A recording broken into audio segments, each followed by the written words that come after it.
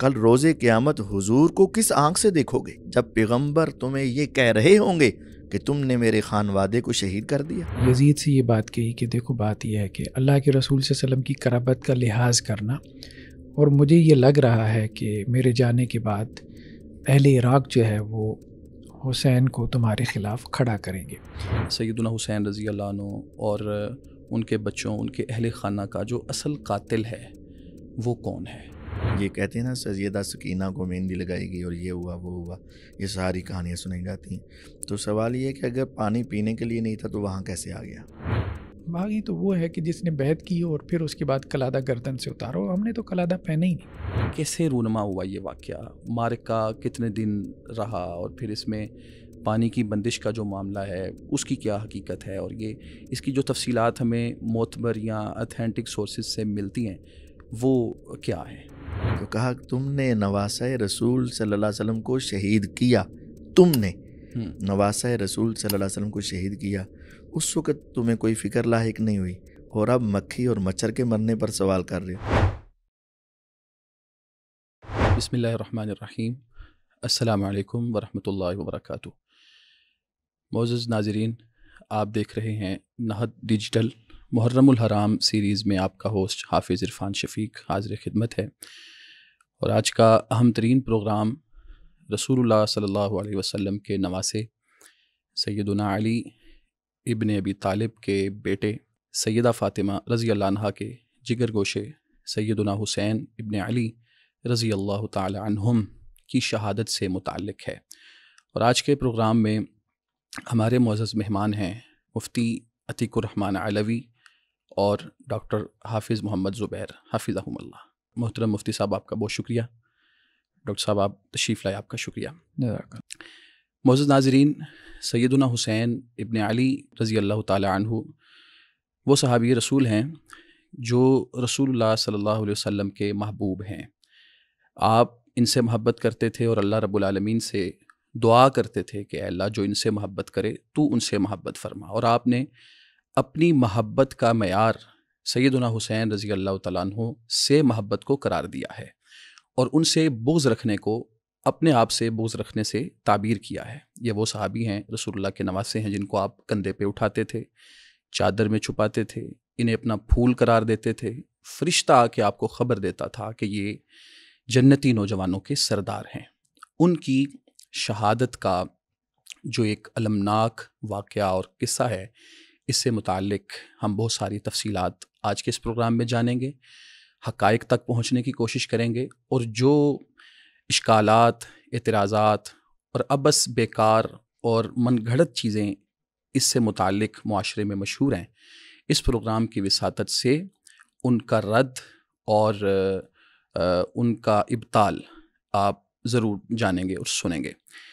Programme کے آغاز میں سب سے پہلے مفتی صاحب کی طرف چلوں گا، اور حضرت حسین رضی اللہ تعالیٰ عنہ کی شہادت سے متعلق جو رسول اللہ علیہ السلام کی پیش گوئی ہے وہ کیا تھی۔ رسول اللہ علیہ السلام نے بہت سارے صحابہ کی شہادت سے متعلق پیش گوئیاں اپنی زندگی میں فرمائیں، تو سیدنا حسین رضی اللہ عنہ کے بارے میں آپ نے ان کی شہادت کے بارے میں کیا کہا؟ بسم اللہ الرحمن الرحیم۔ پروگرام میں شرکت کروانے کا بہت شکریہ۔ بارک اللہ فیک۔ اللہ تعالی حق بات سننے، کہنے اور سمجھنے کی توفیق دے۔ موضوع بڑا حساس ہے، اس کے لیے نیوٹرل ہو کر اور دلائل کی دنیا میں بات سمجھنے کی ضرورت ہے۔ جو آپ نے سوال کیا کہ سیدنا حسین ابن علی رضی اللہ تعالی عنہما، ان کی شہادت کے حوالے سے رسول اکرم صلی اللہ علیہ وسلم کی پیشین گوئی۔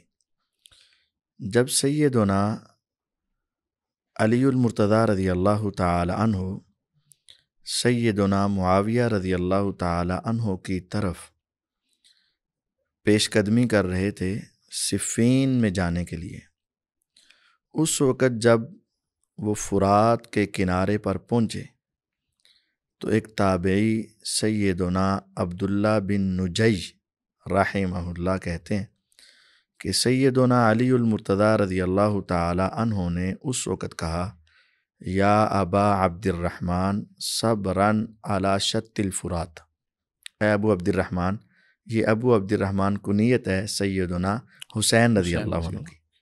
تو فرمایا اپنے بیٹے کو سیدنا علی رضی اللہ عنہ نے کہ فرات کے کنارے پر صبر کرنا۔ پھر فرمایا اے بیٹے ابو عبد الرحمن، اے حسین بن علی رضی اللہ عنہ، فرات کے کنارے پر صبر کرنا۔ پھر فرمایا فرات کے کنارے پر صبر کرنا۔ جب 3 مرتبہ یہ کہا تو سیدنا عبداللہ بن نجی رحمہ اللہ نے پوچھا اے علی المرتضیٰ رضی اللہ عنہ، خیریت تو ہے؟ فرمایا ہاں، مجھے یہ فرات دیکھ کر وہ حدیث یاد آ گئی کہ جب میں رسول اللہ صلی اللہ علیہ وسلم کے گھر میں گیا ملاقات کے لیے تو آپ اکیلے بیٹھے تھے اور رو رہے تھے، اور میں نے کہا میرے ماں باپ آپ پر قربان، حضور آپ کو کس نے غصہ دلایا؟ آپ کیوں رو رہے ہیں؟ میں نے جب 3 مرتبہ پوچھا تو آپ نے فرمایا غصہ تو کسی نے نہیں دلایا، لیکن ابھی ابھی سیدنا جبرائیل علیہ السلام آئے تھے اور انہوں نے آ کر مجھے بتایا کہ میرا یہ بیٹا سیدنا حسین رضی اللہ عنہ فرات کے کنارے پر شہید کر دیے جائیں گے۔ اللہ۔ اور پھر مجھے انہوں نے کہا کہ اگر آپ چاہیں تو میں آپ کو وہاں کی مٹی لا کر دکھا دوں۔ تو میں نے کہا ہاں۔ تو ابھی وہ ایک شیشی میں وہ مٹی لا کر مجھے دکھا رہے تھے جو خون آلودہ تھی، تو اسے دیکھ کر میرا دل بھر آیا اور میں رو رہا تھا۔ تو پھر آپ نے وہ خبر سیدنا علی رضی اللہ عنہ کو دی تھی، اور اب کئی سالوں کے بعد جب سیدنا علی رضی اللہ عنہ فرات کے کنارے سے گزرے تو آپ کو وہ حدیث یاد آئی، اور آپ نے اپنے بیٹے کو اس موقع پر صبر کرنے کی وصیت کی ہے۔ تو یہ اس مسند احمد کے اندر صحیح سند کے ساتھ روایت موجود ہے۔ تو رسول اللہ علیہ الصلوۃ والسلام کی پہلے سے یہ پیشگوئی موجود تھی۔ اب سوال یہ پیدا ہوتا ہے کہ رسول اللہ علیہ السلام کے نواسے سیدنا حسین رضی اللہ تعالیٰ عنہ کی شہادت کا جو المناک ایک سانحہ ہے، اس کا پس منظر کیا تھا؟ میں ڈاکٹر صاحب کی طرف چلوں گا اور اس کے پس منظر پہ بات کریں گے۔ بعض لوگ ڈاکٹر صاحب یہ کہتے ہوئے پائے گئے ہیں اور باقاعدہ طور پہ اس پہ پروپیگنڈا کرتے ہیں کہ یہ حسین رضی اللہ عنہ کی جو شہادت ہے یہ ایک پری پلان پورا معاملہ ہے، اور یہ کوئی تھوڑے وقت میں پلان نہیں ہوا، بلکہ بہت پہلے بنو امیہ کی طرف سے یہ ایک پلان تھا، اور جب سے علی رضی اللہ عنہ کے خلاف امیر معاویہ رضی اللہ عنہ کے کچھ معاملات اختلافی بنے ہیں، اس وقت سے یہ چیز، اس پلان کا آغاز ہو چکا تھا، اور پھر علی رضی اللہ عنہ کو ممبروں پہ گالیاں دلوانے سے لے کے اور آخر تک پھر یہ نتیجہ جو ہے وہ کربلا کی صورت میں اور کربلا کے میدان میں سیدنا حسین رضی اللہ عنہ کی شہادت کی صورت میں نکلا۔ اس بات میں کتنی صداقت ہے اور ان کی شہادت کا پس منظر کیا ہے؟ بسم اللہ الرحمن الرحیم۔ دیکھیں، چیزیں تو پہلے سے موجود تھیں، یعنی کچھ چیزیں ہم یہ بات کہہ سکتے ہیں، اور رسول اللہ صلی اللہ علیہ وسلم کے زمانے سے کچھ چیزیں تھیں، بس اس کی تفہیم ذرا درست انداز میں ضروری ہے۔ مثال کے طور پہ غدیر خم کا ایک اہم واقعہ آپ علیہ السلام کے آخر عمر میں پیش آیا۔ اس واقعے کو سمجھنے کی ضرورت ہے۔ اس کے بعد جو ہے وہ حدیث کرتاس کا واقعہ پیش آیا، پھر ثقیفہ بنی ساعدہ کا واقعہ پیش آیا، یعنی ایک سیریز آف ایونٹس ہے، بالکل ٹھیک، ایک دم سے سب کچھ نہیں ہوا۔ اس کے بعد جنگ جمل، جنگ صفین ہے، یا اس سے پہلے حضرت عثمان رضی اللہ عنہ کی شہادت ہے۔ اگر ہم اس کو بریفلی تھوڑا سا دیکھیں تو اہل تشیع کی انڈرسٹینڈنگ ذرا بائسڈ ہے، اپنے طور پہ وہ اس کو سمجھتے ہیں، بالکل جو واقعاتی انداز ہے اس طرح سے نہیں سمجھتے۔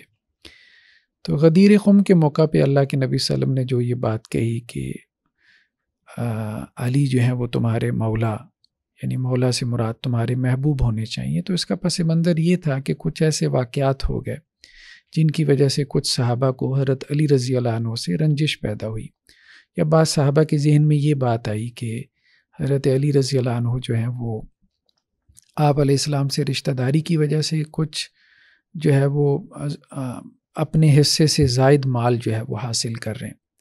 تو آپ علیہ السلام نے اس تاثر کو زائل کرنے کے لیے، اور اس کے پیچھے وہ سارے واقعات ہیں، یمن کی مہمات وغیرہ ہیں، تو آپ نے اس موقع پہ فرمایا کہ میرے اہل بیت کا لحاظ کرنا، ان کے ساتھ محبت 3 رکھنا۔ دفعہ آپ نے وصیت فرمائی۔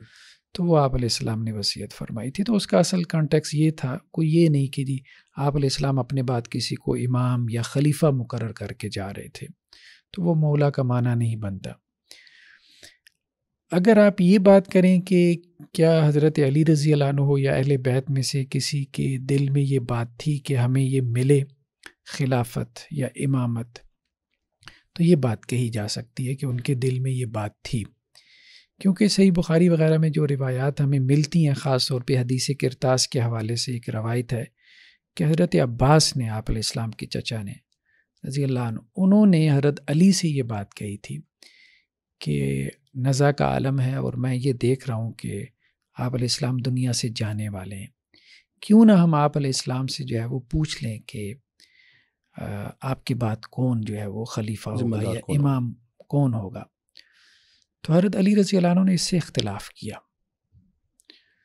انہوں نے کہا بات یہ ہے کہ اگر تو آپ علیہ السلام نے ہمارا نام نہ لیا تو پھر اس سے متعین ہو جائے گا ہمیں کچھ بھی حصہ نہ ملے گا.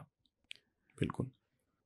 تو دوسری صورت یہ ہے کہ آپ علیہ السلام سے ہم نہیں پوچھتے تو ہو سکتا ہے مسلمان ہمیں دے دیں. تو حضرت عباس رضی اللہ عنہ کا ذہن یہ تھا کہ نہیں، آپ علیہ السلام سے پوچھنا چاہیے ہمیں، تاکہ ہمیں پتہ تو ہمارا اس میں حصہ ہے کہ نہیں. صحیح. اب یہ وہ کانٹیکس تھا جس کانٹیکس میں پھر آگے آوازیں بھی اونچی ہوئیں. اب اس میں حضرت عمر رضی اللہ عنہ کی جو رائے تھی وہ وہی تھی جو حضرت علی کی تھی.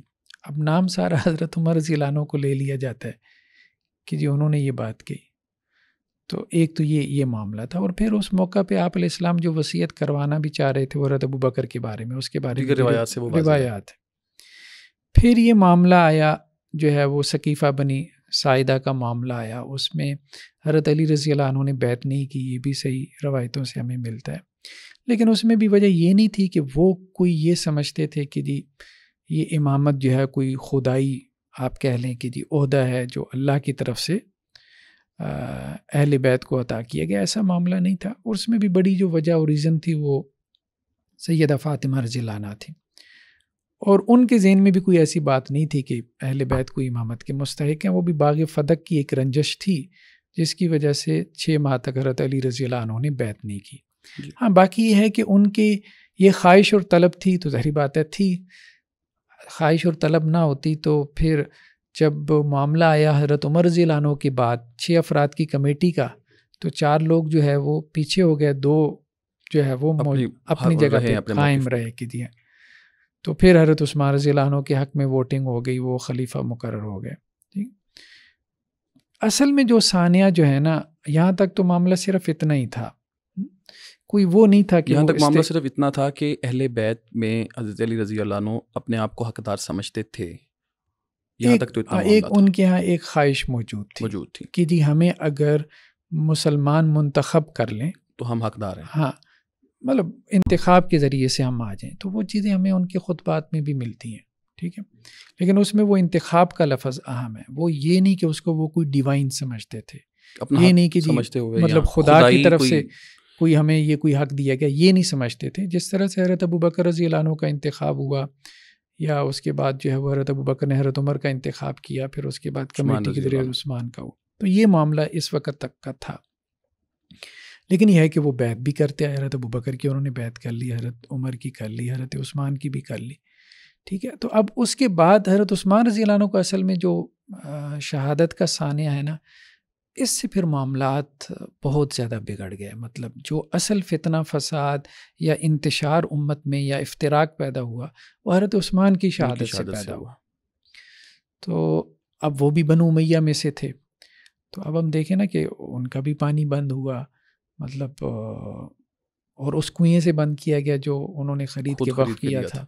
اس مسجد میں ان کو نماز پڑھنے سے منع کر دیا گیا، جس مسجد کی ایکسٹینشن توسیع انہوں نے جو ہے وہ اپنے صدقات سے کی تھی. اور پھر عین روزے کی حالت میں قرآن پڑھتے ہوئے ان کو شہید کر دیا گیا ان کے گھر میں. تو کوئی ریزسٹنس بھی اس طرح سے، اور اس وقت میں بھی یہی تھا کہ حضرت حسین، حضرت حسن وغیرہ جو ہے وہ ان کی حفاظت پہ مامور تھے، مطلب اور صحابہ کے ساتھ. تو یہ معاملات یہاں تک ٹھیک تھے. لیکن اس کے بعد جو پھر ایک، یعنی آپ کہہ لیں کہ یہ ایک دروازہ ہے حضرت عثمان رضی اللہ. تو یہ دروازہ جب ٹوٹا ہے نا تو پھر اس کے بعد فتنے باہر آنا شروع ہوئے ہیں، اختلاف پیدا ہو گیا، اختلافات امت دو حصوں میں بٹ گئی ہے۔ ہاں، تو یہ ایک بڑی وجہ اور ریزن ہوئی ہے، کیونکہ حضرت عثمان رضی اللہ عنہ کی شہادت کے بعد سب سے بڑا معاملہ پیدا ہو گیا ان کے قصاص کا، ٹھیک ہے، تو حضرت علی رضی اللہ عنہ خلیفہ بن گیا ہے، پیرلل جو ہے وہ حضرت امیر معاویہ رضی اللہ عنہ نے شام میں اپنی حکومت قائم کر لی، قصاص کا مطالبہ کر دیا، پھر اس کے بعد سے ہم یہ دیکھتے ہیں کہ یہ چلتے چلتے آگے معاملات جو ہے وہ آگے بڑھتے چلے گئے، کوئی اس طرح سے پلاننگ کے تحت تو نہیں ہوا۔ اب آپ کہیں کہ یہ خاص طبقے کی پلاننگ تھی، اگر اس طبقے کی پلاننگ تھی تو سب سے پہلے اس طبقے کے بڑے جو ہے وہ شہید ہوئے، یعنی خلیفہ ثالث۔ اگر آپ یہ کہتے ہیں بھائی بنو امیہ کی پلاننگ تھی تو پہلے تو شہادت حضرت عثمان کی ہوئی، اور وہ داماد رسول بھی ہیں، بلکہ ذی النورین ہیں، مطلب دو بیٹیاں جو ہے وہ آپ علیہ السلام کی ان کی طرف ہیں۔ تو یہ کہنا مشکل ہے، سیریز آف ایک ایونٹ ہے، ایک ایونٹ ہوا، اس کے نتیجے میں دوسرا، وہ چیزیں از خود ہوتی چلی گئیں، جس کے نتیجے میں یہ سانحہ جو ہے وہ برپا ہوا۔ مفتی صاحب، یہ ممبروں پہ گالیاں دینے کو بھی اسی سیکوینس کا ایک حصہ قرار دیا جاتا ہے، کیا اس میں کوئی صداقت ہے؟ ایسا کچھ تھا نہیں تھا؟ اس پہ کیا کہیں گے آپ؟ یہ ایک ایسی چیز ہے جس کا جھوٹ کے ساتھ گہرا تعلق ہے۔ بالکل صحیح۔ یعنی جتنا بھی جھوٹ بول لیا جائے اس مسئلے کے لیے، اس کو ثابت کرنے میں وہ کم ثابت ہوتا ہے۔ تو حقیقت یہ ہے کہ یہ بنو امیہ کی دشمنی میں یہ بات کہی جاتی ہے، ورنہ ممبروں پر سب و شتم کرنا کسی عام مسلمان پر بھی اس کا ثبوت نہیں ہے، چہ جائے کہ اہل بیت اور سیدنا علی رضی اللہ عنہ پر خصوصی اس کا ثبوت ہو، ایسا کچھ نہیں ہے۔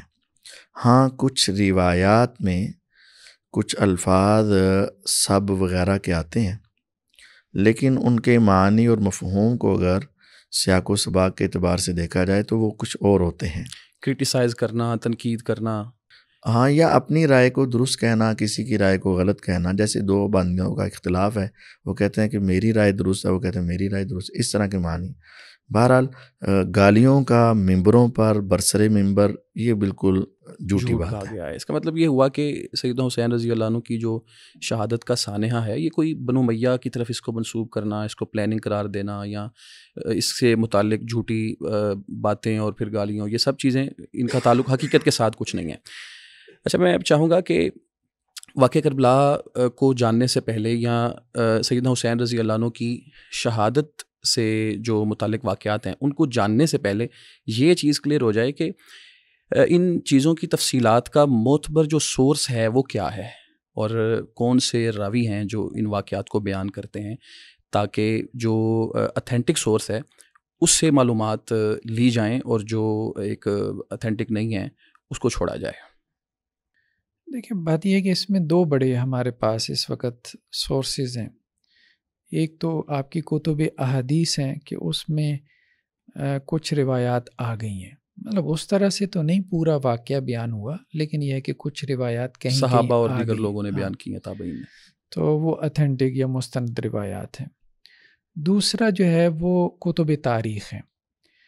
تو کتب تاریخ میں جو بڑے مصادر ہیں اس میں جو ہے وہ سب سے پہلے جو ہے وہ اپنا جو کتاب لکھی اس نے ابو مخنف راوی، اس کی وہ کوئی تقریباً وفات اس کی 157-158 میں ہے، تو واقعہ کربلا کے تقریباً 100 سال کے بعد تقریباً، ہاں، 2 نسلیں ہیں درمیان میں، مقتل حسین کے نام سے 34 صدی ہجری تک یہ کتاب متداول رہی۔ ابن ندیم وغیرہ نے بھی اس کا ذکر کیا ہے، یا تبری نے بھی اس سے کافی کچھ لیا ہے، تاریخ تبری میں، کبھی واسطے سے کبھی بغیر واسطے سے، شاید ان کو کوئی نسخہ مل گیا ہو۔ تو لیکن یہ ہے کہ محدثین نے اس پہ بہت جرح کی ہے ابو مخنف کے اوپر کہ کذاب اور جھوٹا راوی ہے۔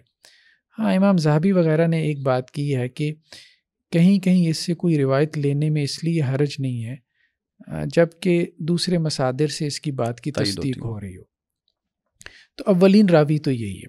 دوسرا یہ ہے کہ واقعہ کربلا پہ جو تفصیلی بحث ہے نا، وہ آپ کو مطلب احادیث کی کتب میں نہیں ملے گی، وہاں تو چند ایک باتیں ہیں جس سے کوئی پوری تصویر آپ کے سامنے نہیں آتی۔ تو کتب تاریخ کی طرف رجوع انسان کی ایک مجبوری بن جاتی ہے۔ اچھا، کتب تاریخ میں اب رتب و یابس ہے، اس وقت ہمارے پاس جو بڑا جو ہے وہ ذخیرہ، خیر ابن سعد بھی مطلب پہلے ہیں تبری سے، طبقات ابن سعد والے، انہوں نے بھی کافی کچھ روایات نقل کی ہیں، لیکن بڑے جامع انداز میں ہمارے پاس تبری ایک تقریباً پہلا سورس قرار پاتے ہیں۔ اور تبری کا معاملہ یہ ہے کہ انہوں نے خود مقدمے میں یہ بیان کر دیا کہ میں نے رطب و یابس جمع کر دیا، جو مجھے ملا میں نے جمع کر دیا، بعد والے اس میں تحقیق کر لیں۔ تو کہنے کا مقصد یہ ہے کہ مجھے تو یہ بات سمجھ میں آتی ہے کہ آپ مختلف سورسز کو پڑھیں۔ ایک عالم کو چاہیے، ایک ریسرچر کو، محقق کو چاہیے کہ مختلف سورسز کا مطالعہ کرے اور اس کے بعد اپنی تصویر مکمل کرنے کی کوشش کرے۔ تو وہ مختلف سورسز کا یا کمپیریٹیو اسٹڈی کرنے سے، تقابلی مطالعہ کرنے سے یہ ہوگا کہ سچ جھوٹ میں بہت حد تک تمیز اس کے سامنے آ جائے گی۔ باقی تاریخ کا معاملہ یہی ہے کہ تاریخ کا ظاہری بات ہے استنادی حیثیت، اتھینٹسٹی اس درجے کی نہیں ہے جو حدیث کی کتب کی ہوتی ہے۔ بالکل صحیح، آپ کی بات سے دو نتیجے تو بالکل واضح ہیں۔ نمبر ایک کہ ہمارے پاس جاننے کے لیے جو سورسز ہیں ان کی تحقیق لازم ہے، بالخصوص تاریخ کے معاملے میں۔ اور دوسری چیز یہ بالکل کلیئر ہو گئی کہ واقعہ کربلا کی پوری منظر کشی ممکن نہیں ہے، جس طرح آج کل بعض لوگوں نے ایک سلسلہ بنایا ہوا ہے کہ وہ پوری تفصیل بیان کرتے ہیں کہ سیدنا حسین رضی اللہ تعالیٰ عنہ کس سائڈ پہ کھڑے تھے اور ان کے بچے کس سائڈ پہ تھے، اور جب وہ شہید ہو رہے تھے تو کیا کیا جملے کہہ رہے تھے، اور پھر ان کا دایاں بازو اور پھر بایاں، مطلب بہت جو تفصیل اور منظر کشی کرتے ہیں۔ اس کا مطلب ہے کہ زیادہ تر اس میں ان کا خطیبانہ رنگ شامل ہوتا ہے، اور پھر اس میں ان کے پاس وہ اتھینٹک معلومات، انفارمیشن نہیں ہے جو ایک بات کے وثوق کے لیے ہونی چاہیے۔ مفتی صاحب، آپ اس بارے میں، اس کے سورس سے متعلق، واقعہ کربلا کی تفصیل کے سورس سے متعلق کیا کہیں گے؟ جی، میں اسی بات کی تائید کرتا ہوں، لیکن ایک بات اضافہ کرتا ہوں کہ اس انداز سے بھی دیکھ لیا جائے، اس زاویے سے، کہ جو واقعہ پیش آیا ان میں ایک ظالمین تھے لعنت اللہ علیہم اجمعین، اور ایک مظلومین تھے رحمہم اللہ۔ تو مظلومین نے تو وہ واقعہ بیان نہیں کیا، اہل البیت نے یہ واقعہ بیان کیا ہی نہیں، کسی جگہ پہ بھی اس کی تفصیل ان سے معلوم نہیں ہو سکی، اور ظالمین قابل اعتماد نہیں ہے اور انہوں نے بیان بھی نہیں کیا، لیکن اگر کر بھی دیتے تو وہ قابل اعتماد نہیں تھے۔ اس وجہ سے اس کی پوری تفصیل معلوم کرنا تو ایک ناممکن ہے۔ بالکل۔ اور یہی وجہ ہے کہ جو ہمارے واعظین یا ذاکرین بیان کرتے ہیں وہ اکثر ابو مخنف کی کتاب کا ہی حوالہ دیتے ہیں، اور جیسا کہ ڈاکٹر صاحب نے بتایا کہ ابو مخنف کے اوپر محدثین کی شدید جرح ہے، کذاب ہے، رافضی ہے، اور یہ بھی وہ شخص ہے جو اس واقعہ کے وقت ابھی پیدا بھی نہیں ہوا تھا۔ تو لامحالہ اس نے وہ بات کسی سے سنی ہے یا خود گڑھی ہے۔ اگر خود گڑھی ہے تو وہ قابل قبول نہیں، اور اگر اس نے کسی سے سنی ہے تو اس کی سند بھی بتانا ضروری ہے، اور وہ بھی وہاں موجود نہیں ہے۔ اور جو چیزیں ہم تک پہنچ رہی ہیں ابو مخنف کے ذریعے یا دیگر سورسز سے، اس میں ہمیں ایک چیز بڑی کلیئرلی ہمارے لیے ایک سمجھ لیں پیٹرن ہے کہ ایک تو ڈاکٹر صاحب نے کہا نا، جن چیزوں کی تائید مستند ذرائع سے ہوتی ہے ان کو لے لو۔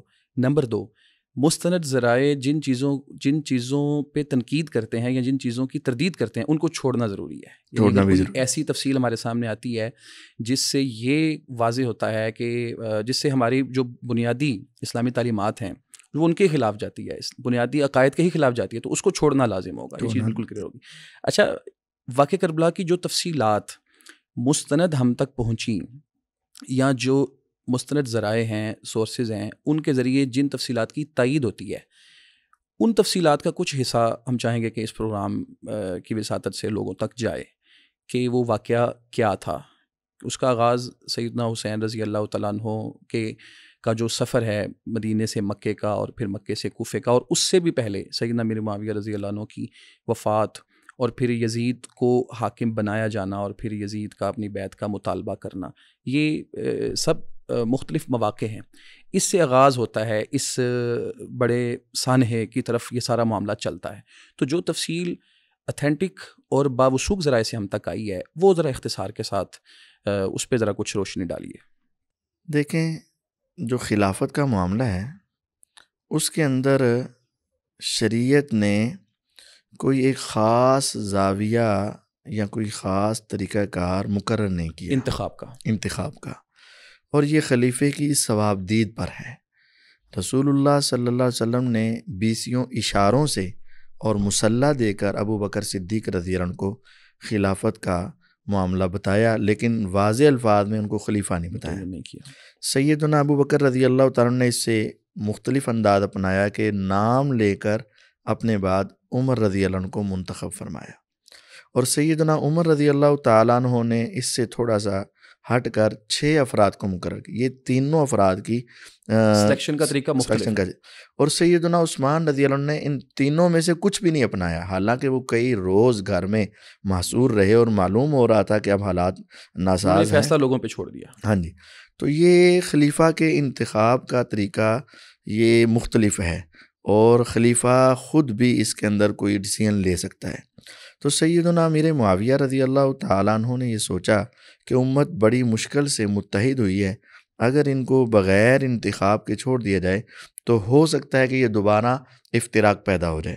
تو انہوں نے اپنے اس سوچ و فکر کے ساتھ اور لوگوں کے اور صحابہ کے مشورے کے ساتھ انہوں نے انتخاب کیا. اگرچہ اس کا معاملہ اچھا رہا یا نہیں رہا، یہ نتائج تو اللہ تعالیٰ ہی جانتا ہے، انسان تو اپنی کوشش کر سکتا ہے. اب سیدنا علی المرتضیٰ رضی اللہ تعالی عنہ نے اپنے بعد کسی کو مقرر نہیں کیا، لیکن ان کے بیٹے لوگوں کے انتخاب سے آ گئے، سیدنا حسن رضی اللہ عنہ. تو اس سے پتہ چلا کہ والد کے بعد بیٹا بن سکتا ہے. اگر والد کے بعد بیٹے کا بننا غلط ہوتا تو پھر سیدنا حسن رضی اللہ عنہ بھی انکار کر دیتے. بالکل، یہ کوئی شجرہ ممنوع نہیں ہے. ہاں، یہ شجرہ ممنوع نہیں ہے، کہیں اس کی ممانت نہیں ہے کہ بیٹا نہیں آ سکتا یا نااہل ہے. جو شخص یہ کہے کہ والد کے بعد بیٹا بنانا غلط ہے تو اس کے لیے سوچ کے بجائے کوئی ریفرنس، کوئی دلیل چاہیے. بالکل، ہمیں آج تک وہ نہیں مل سکی.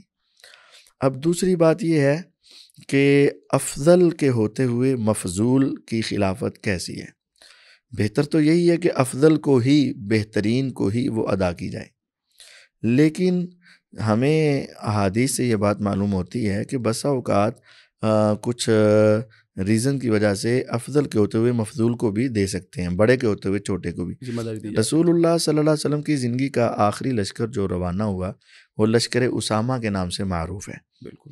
تو اس لشکر اسامہ کے سپہ سالار تو سیدنا اسامہ بن زید رضی اللہ عنہ ہے، لیکن اس کے ماتحت لڑنے والے سپاہیوں میں ایک سیدنا ابو بکر صدیق رضی اللہ عنہ بھی ہے.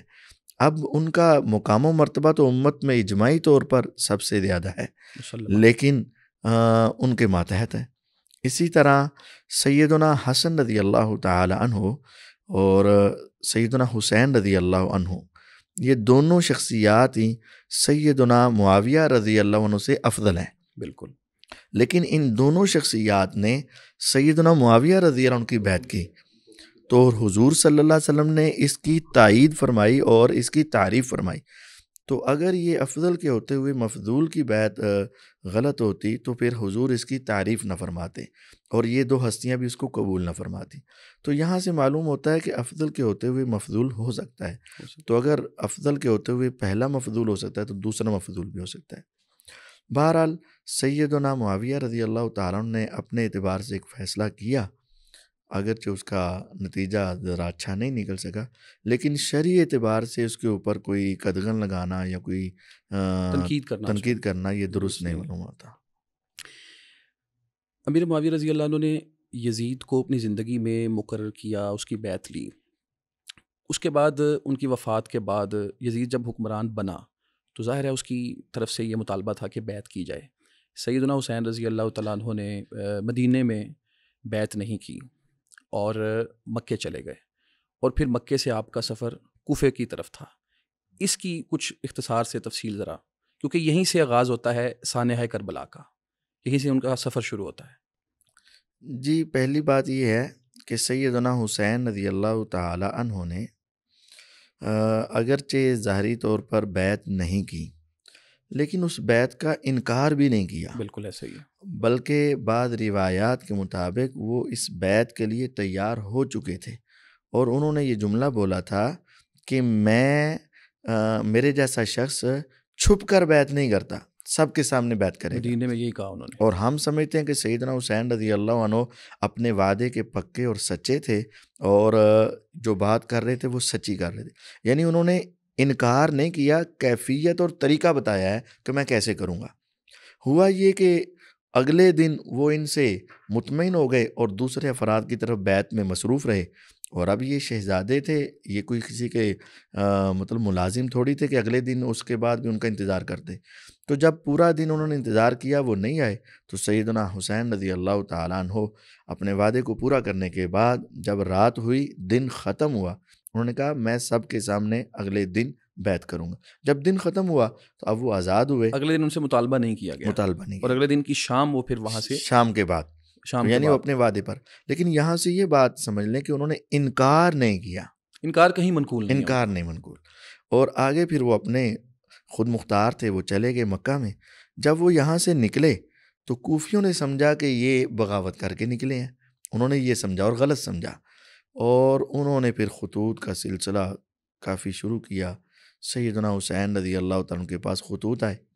اب وہ خطوط جب ان کے پاس جمع ہوئے تو اب انہوں نے مکہ سے کوفے کی طرف روانہ ہونے کا ارادہ کیا. اور اس سے پہلے اپنے بھائی مسلم بن عقیل کو بھی بھیجا. انہوں نے دیکھا کہ حالات واقعتاً اسی طرح کے ہیں جس طرح وہ بتا رہے ہیں، تو پھر انہوں نے بھی ارادہ کیا. اب یہ مکہ سے کوفہ کی طرف جا رہے ہیں. اب اس کی اصل ریزن کیا ہے؟ بالکل یہ واضح ہونا ضروری ہے. کوفہ گئے کیوں آپ؟ گئے کیوں؟ بظاہر اگرچہ لوگ یہ سمجھتے ہیں کہ یہ اپنی بیعت لینے کے لیے گئے ہیں، تو یہ بات ان کی شیان شان معلوم نہیں ہوتی. ٹھیک ہے. کیونکہ رسول اللہ صلی اللہ علیہ وسلم کی واضح حدیث ہے صحیح مسلم، ابو داؤد وغیرہ میں، کہ جب ایک خلیفہ منتخب ہو جائے تو اس کے بعد دوسرے کسی شخص کو اپنی خلافت کی بیعت لینے کا حق نہیں ہے. اور اس کے بارے میں بڑی سخت وعید ہے کہ اگر وہ ایسا کرے تو اس کو یہ سزا دی. بڑی سخت وعید ہے. تو ہم یہ سمجھتے ہیں کہ اہل بیعت نہ تو وہ رسول اللہ صلی اللہ علیہ وسلم کی حدیث کی اس طرح مخالفت کر سکتے ہیں، اور نہ ہی ان کو کوئی اتنا لالچ تھا کہ وہ ہر صورت اس کے لیے. ہاں ارادہ ہوتا ہے، سوچ ہوتی ہے، لیکن اگر نہیں ملے تو وہ اس حد تک جائیں کہ شریعت کی مخالفت کریں. میں اس کو نہیں سمجھتا. ٹھیک ہے. پھر اب سیدنا حسن رضی اللہ عنہ نے کوفہ جانے کا اپنا اصل مقصد کلی طور پر یعنی خود بیان نہیں کیا، لیکن قرائن سے جو ہمیں بات معلوم ہوتی ہے وہ میں آپ کے سامنے رکھتا ہوں. پہلی بات، جب یہ کوفے کی طرف روانہ ہونے کے لیے ارادہ بنا رہے تھے اور مسلم بن عقیل رحمہ اللہ کو بھیجا ہوا تھا، تو اس وقت یزید نے عبداللہ بن عباس رضی اللہ عنہ کو ایک خط لکھا اور کہا کہ سیدنا حسین رضی اللہ عنہ جیسی شخصیت کو کوفے جانے سے روکو. تو عبداللہ بن عباس رضی اللہ عنہ نے جو خط واپس بھیجا اس کے جواب میں، اور کہا کہ آپ پریشان نہ ہوں، یہ وہاں جا رہے ہیں اس مقصد کے لیے لا یسوء کا جو آپ کو برا نہیں لگے گا. اب یہ جو جملہ ہے نا کہ اس مقصد کے لیے جا رہے ہیں کہ آپ کو برا نہیں لگے گا، یہ ایک بڑا واضح جملہ ہے کہ سیدنا حسین رضی اللہ عنہ اپنی بیعت لینے نہیں جا رہے تھے. اور یہ گواہی بھی اہل بیعت کے فرد کی ہے اور اسی موقع کی ہے. اور دوسری بات کہ میں یہ سمجھتا ہوں کہ وہ اپنے بڑے بھائی کے نقش قدم پر چلنا چاہتے تھے. جس طرح سیدنا حسن رضی اللہ تعالیٰ نے کوفے والوں کی ساری بیعت لی اور اس کو لے کر سیدنا معاویہ رضی اللہ کے ہاتھ پر رکھا اور رسول اللہ صلی اللہ علیہ وسلم کی تصدیق اور پیشینگوئی کو پورا کیا، تو وہ بھی یہ چاہ رہے تھے کہ امت میں اختلاف نہ ہو اور ان سب کو اکٹھا کر کے اور وہ سیدنا حاکم وقت کے ان کو جمع کیا جائے. اب تیسری اور آخری بات سن لیجئے گا. اگر وہ اپنی بیعت لینا چاہتے ہوتے، تیسرا کرینہ یہ ہے، تو اس وقت کا سب سے بڑا سوشل میڈیا جو ایام حج میں پوری دنیا سے لوگوں کا جمع ہونا تھا، تو بیعت لینے کے لیے ان کو سب سے پہلے وہاں جانا چاہیے تھا اور ایام منا میں، ایام عرفات میں جاتے اور وہاں جا کر لوگوں سے بات چیت کرتے، یا کم از کم جو ان کے گھر والے تھے اور جو ان کے سب سے زیادہ قریبی تھے اہل بیت، ان سے تو لیتے. نہ انہوں نے ان کے سامنے اس کا تذکرہ کیا، نہ منا میں گئے، نہ عام صحابہ کے سامنے کیا. تو کیسے ممکن ہے وہ ان سب کو چھوڑ کر اپنی بیعت کے لیے جلیل القدر صحابہ کو چھوڑ کر وہ کوفے والوں سے اپنی بیعت کروانے کے لیے چلے جاتے؟ تو یہ ہمیں قرائن معلوم. تو اس سے یعنی آپ کی بات سے یہ معلوم ہوا کہ سیدنا حسین رضی اللہ تعالیٰ عنہ اس بات سے بہت بالا تر ہیں کہ وہ کوفے والوں سے بیعت لینے کے لیے ان پہ یہ اپنے آپ کو خلیفہ بنوانے کی بیعت لینے، ہاں ایسا نہیں ہے، جا رہے ہیں. اور دوسرے نمبر پہ پھر جو کرائن ہیں اور پھر ان کا اس چیز کا بالکل اظہار نہ کرنا، گھر والوں تک سے بیعت نہ لینا، اس سے یہ چیز آپ کے پوائنٹ آف ویو سے یہ واضح ہوئی کہ وہ بیعت لینے کے لیے نہیں جا رہے تھے. اور حسن ظن یہ ہے، یہ کہا جا سکتا ہے، امکان اس بات کا موجود ہے کہ وہ ان کی اصلاح کے لیے جا رہے تھے. جو ان کی طرف سے ایک افتراق کا ڈر، خطرہ، خدشہ تھا، وہ اس کو ختم کرنے کے لیے جا رہے تھے. ڈاکٹر صاحب میں چاہوں گا کہ سیدنا حسین رضی اللہ عنہ کا جو کوفے کی طرف سفر ہے، اس کے مقصد کے اوپر آپ کا نقطہ نظر بھی لوگوں کے سامنے آئے. دیکھیں اس میں ہمیں نا اس کے اگر اوریجن کو دیکھیں نا، مطلب ایک دوسرا پوائنٹ آف ویو اگر میں پیش کروں اسی لحاظ سے، جیسے مفتی صاحب نے اشارہ بھی کیا کہ میجورٹی کا ایک پوائنٹ آف ویو اور ڈیفرنٹ بھی ہے. اگر ہم اس کو انڈرسٹینڈ کرنا چاہیں تو وہ پیچھے سے وہی بات جو ہم نے کہی کہ ایک طلب بہرحال موجود تھی اہل بیت کے اندر. حضرت عباس، حضرت علی رضی اللہ عنہما کا جو معاملہ ہوا، پھر حضرت علی رضی اللہ عنہ کو خلافت ملی تو وہ حضرت امیر معاویہ رضی اللہ عنہ کے حق میں دستبردار نہیں ہوئی.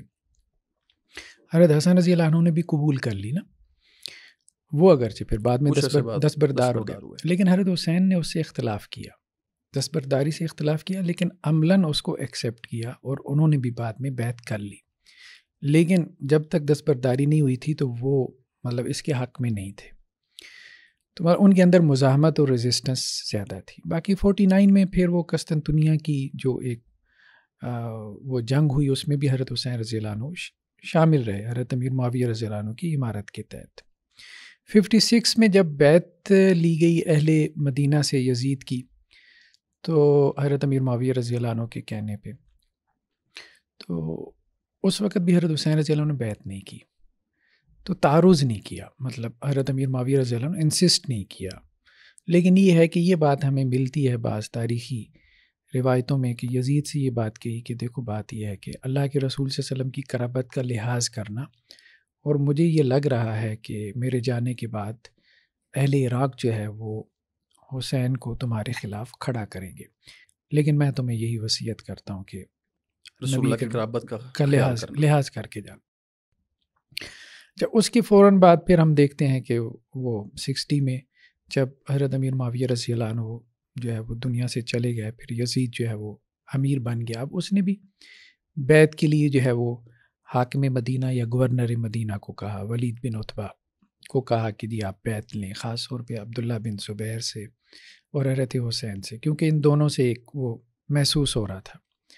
تو وہ جیسے مفتی صاحب نے عرض کیا، حضرت عبداللہ بن زبیر تو خیر نکل گئے مکہ مدینہ سے، تو حضرت حسین رضی اللہ عنہ نے جو ہے وہ مہلت مانگی اور ان کو 1 دن کی مہلت دے بھی دی گئی. اچھا، اس میں کچھ اور بھی تاریخی درمیان میں جو ہے وہ واقعات ہیں، تو ان میں یہ ہے کہ جی اہل عراق کی طرف سے مسلسل پیغامات آ رہے تھے کہ آپ یہاں آئیں، وہی بات جو حضرت امیر معاویہ نے.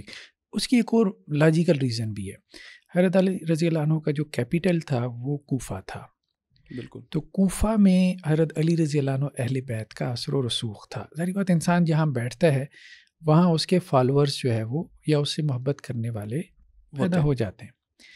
شام جو ہے یا دمشق جو ہے، اب دیکھیں نا یزید نے بھی دمشق کو کیپٹل بنایا کیونکہ شام میں جو ہے وہ بنو امیہ کی حمایت موجود تھی.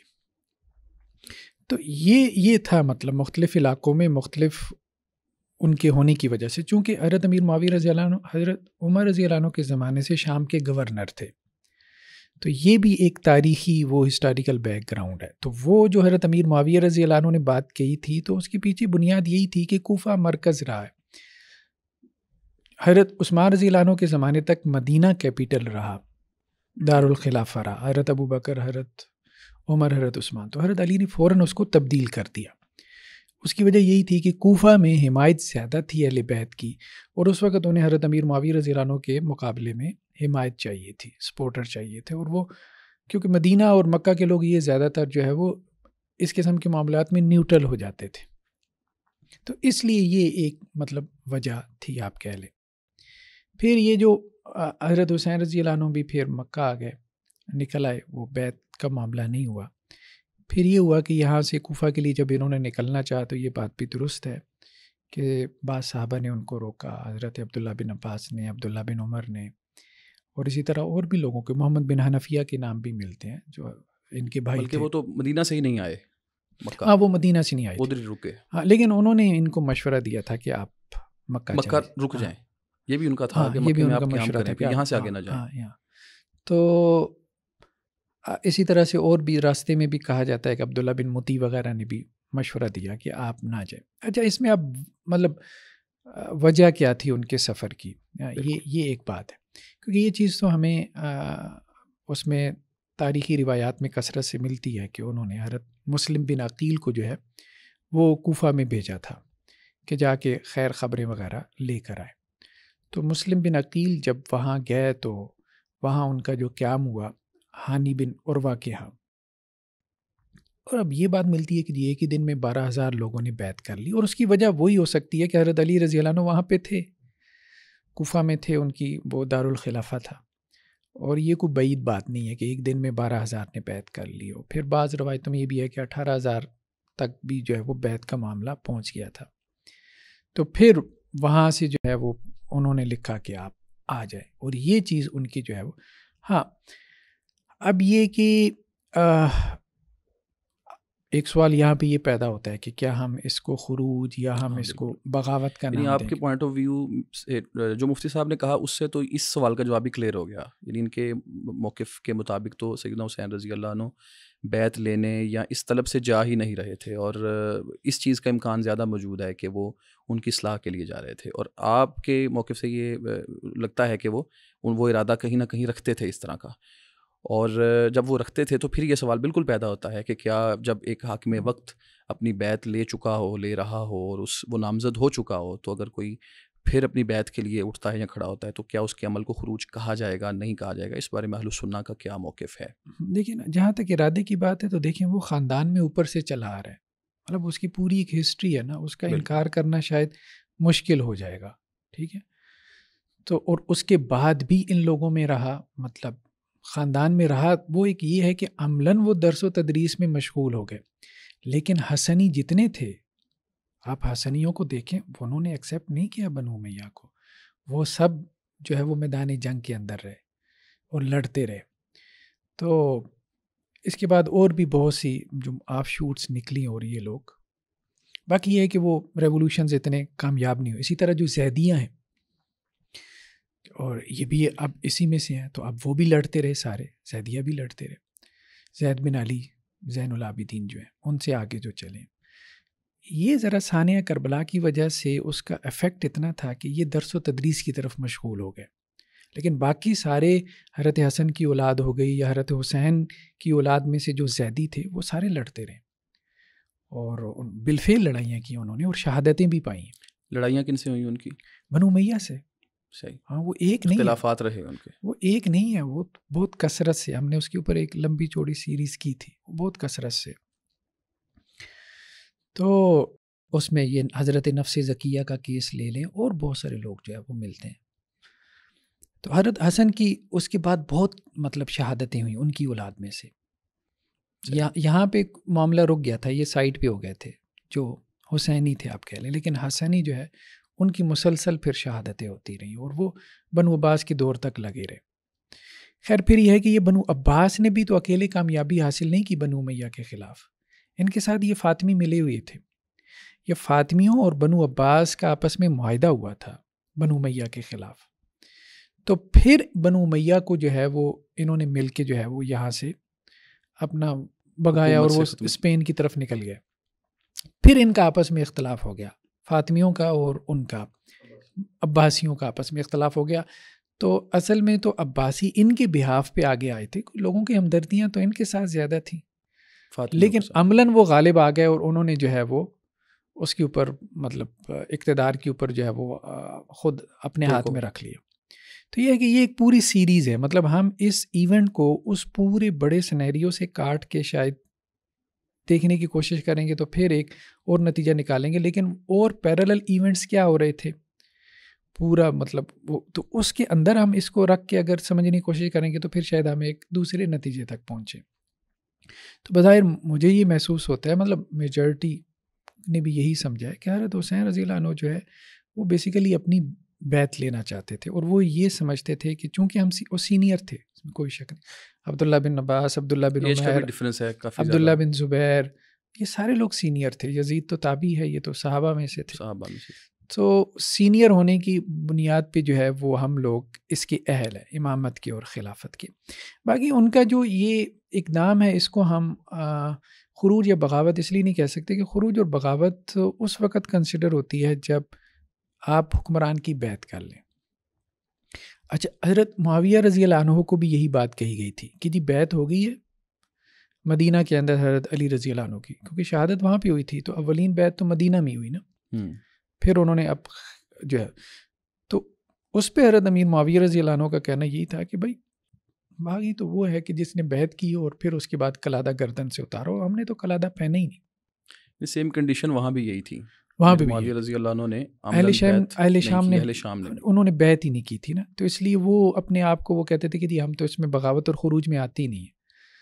ٹھیک, تو یہاں پہ بھی معاملہ یہ تھا کہ حضرت حسین رضی اللہ عنہ نے بیعت ہی نہیں کی, شروع سے ہی نہیں کی نا, تو اس لیے ہم اس کو ایک نقطہ تو یہ ہے کہ اس کو ہم بغاوت اور خروج میں نہیں لے کر آئیں گے. دوسرا یہ ہے کہ ایک اور جو ہے نا وہ بات کی ہے مولانا ابوالکلام آزاد نے, ان کی کتاب ہے شہادت حسین کے نام سے, وہ ایک مطلب انہوں نے ایک اور نقطہ رسی کی ہے, وہ بھی قابل غور ہے. وہ یہ کہتے ہیں کہ یہ کوئی ابھی پیرالل خلافت قائم نہیں ہوئی تھی مکہ کے اندر, یا جو مسلم بن عقیل انہوں نے جو بیعت لی تو وہ کوئی پیرالل خلافت قائم نہیں ہوئی تھی. بیسیکلی یہ جو سفر تھا حضرت حسین رضی اللہ عنہ کا مکہ سے کوفہ کی طرف, یہ ایک سیاسی سفر تھا.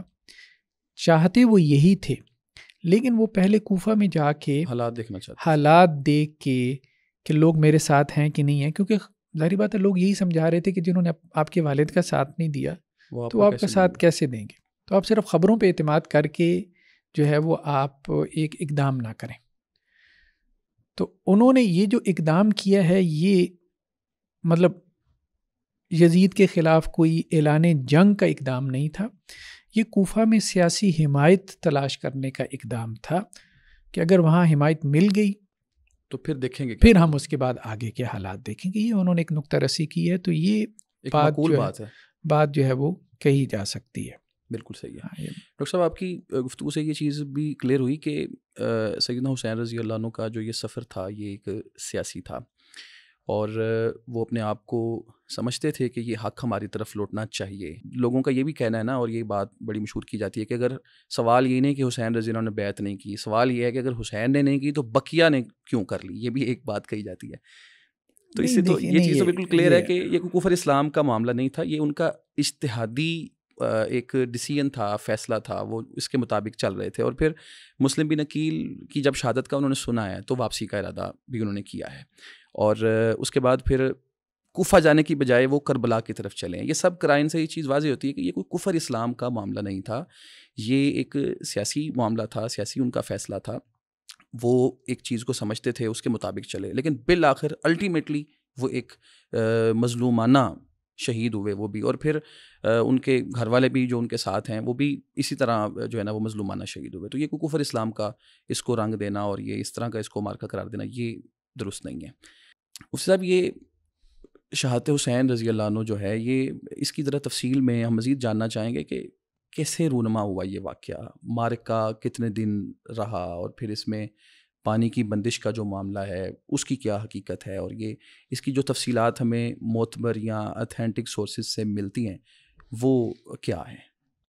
جی پہلی بات تو یہ ہے کہ اس کی تفصیلات ہمیں کسی صحیح ذریعے سے معلوم ہی نہیں ہے. بالکل ٹھیک. وہ میں نے پہلے بھی کہا کہ ایک ہیں ظالمین لعنت اللہ علیہم اجمعین, ان کی بات ہمارے لیے معتبر نہیں, اور ایک ہے مظلومین, انہوں نے یہ واقعہ بیان ہی نہیں کیا, تفصیلات تو معلوم نہیں ہیں, اور جو بھی بیان کرتے ہیں وہ صرف من گھڑت باتیں ہی بیان کرتے ہیں. دوسری بات یہ ہے کہ یہ پانی بند کرنے والی جو کہانیاں ہیں یہ قرائن اور دلائل کے سامنے بوگس ہیں. صحیح ہے. وہ میں نے حدیث آپ کو سنائی مسند احمد کی ہے, جو آپ نے بھی اس کی ام الفضل والی بھی تائید فرمائی کہ رسول اللہ صلی اللہ علیہ وسلم نے تو فرمایا تھا کہ فرات کے کنارے پر صبر کرنا. صحیح ہے. تو فرات کے کنارے پر یعنی پانی کا وجود تو حدیث سے ثابت ہے, لیکن اب پانی کے بند کرنے کی کوئی دلیل ثابت نہیں ہے. کہ اتنے دن پانی بند رہا اور یہ معاملات رہے، یہ کسی جگہ پر اس کی کوئی صحیح سند معلوم نہیں ہے. تاریخی روایات ہی ہیں، تاریخی روایات میں بھی سند نہیں ہے، سند کے بغیر. اب دوسری بات یہ ہے کہ جب پانی کا وجود ثابت ہے تو اس کے عدم کے لیے جب تک مضبوط دلیل نہیں ہوگی تو پانی کا پایا جانا ثابت ہے. اور یہ جو کہانیاں سناتے ہیں ان کہانیوں میں ایک کہانی یہ بھی ہوتی ہے کہ رات کو انہوں نے مہندی گولی اور مہندی لگائی اور کہا کہ ہماری ساری خوشیاں یہیں ختم ہو رہی ہیں اور اب ہماری زندگی کا اختتام ہے، یہ وہ. تو اگر پانی پینے کے لیے نہیں تھا تو مہندی میں ڈالنے کے لیے پانی کہاں سے آ گیا؟ یہ کہتے ہیں نا سیدہ سکینہ کو مہندی لگائی گئی اور یہ ہوا وہ ہوا، یہ ساری کہانیاں سنائی جاتی ہیں. تو سوال یہ ہے کہ اگر پانی پینے کے لیے نہیں تھا تو وہاں کیسے آ گیا؟ اور کتنے دن پانی بند رہا؟ اب آپ غور کر لیں کہ 8 ذوالحجہ کو یہ مکہ سے روانہ ہوئے، بالکل ٹھیک، اور 10 محرم کو یہ واقعہ پیش آ گیا. یہ 1 مہینہ اور 1 دن جو ہے نا، یہ 2 دن بن رہے ہیں. تو یہ باقی سارا سفر اور پھر راستے میں رکنا اور پھر وہ ساری بات چیت اور اس کے بعد یہ شہادت، تو پھر 40 دن پانی بند رہا یا 20 دن پانی بند رہا، یہ بات بھی 10 دن والی بات درست نہیں ہے. تو بہرحال ظلم ہوا ہے، لیکن یہ جو آگے کہانیاں ہیں یہ کسی جگہ پہ ہمیں ثابت نہیں ہوتی. پانی کی بندش والا معاملہ اور اس سے متعلق جو مہندیاں اور اس طرح کی جو تفصیلات ہیں یہ معتبر سورسز سے ہمیں نہیں ملتی. اور ویسے بھی سیدنا حسین رضی اللہ عنہ سے متعلق جو یہ سانحہ ہے، واقعہ ہے، یہ اس واقعے کو بھی مطلب اس طرح کی چیزیں بیان کرنے کی ضرورت ہی نہیں ہے. اس میں وہ ایک المناک ہے، پہلے ہی اس میں اتنا کچھ ہے کہ ان کی شہادت کا ہونا ہی اتنا بڑا واقعہ ہے کہ اس طرح کی باتیں گھڑنے کی یا اس طرح کی باتیں گھڑ کے اس میں کوئی رنگ ڈالنے کی ضرورت ہی باقی نہیں رہتی. ان کی شہادت ہی بہت بڑا ایک سانحہ ہے. المناک. اس میں ایک چیز اگر میں اس میں نا ایک کمنٹ کرنا چاہوں، اصل میں ہمارے یہاں تاریخ کے نا 2 دھارے ہیں. ایک اہل تشیع کا ہے. اہل تشیع کے جو تاریخی مصادر ہیں نا تو اس میں بہت جھوٹ آ گیا ہے، مبالغہ بھی بہت ہے، تو کہانی کا رنگ غالب ہے. وہی آپ کی والی بات کی اتنی مائنر ڈیٹیلز بیان کرتے ہیں کہ ایسے محسوس ہوتا ہے جیسے یہ لوگ وہاں کیمرے لگا کے بیٹھے تھے. کچھ ہمارے ہاں سنی مصادر میں بھی باتیں آ گئی ہیں، مطلب کثرت سے تاریخی مصادر میں آ گئی ہیں.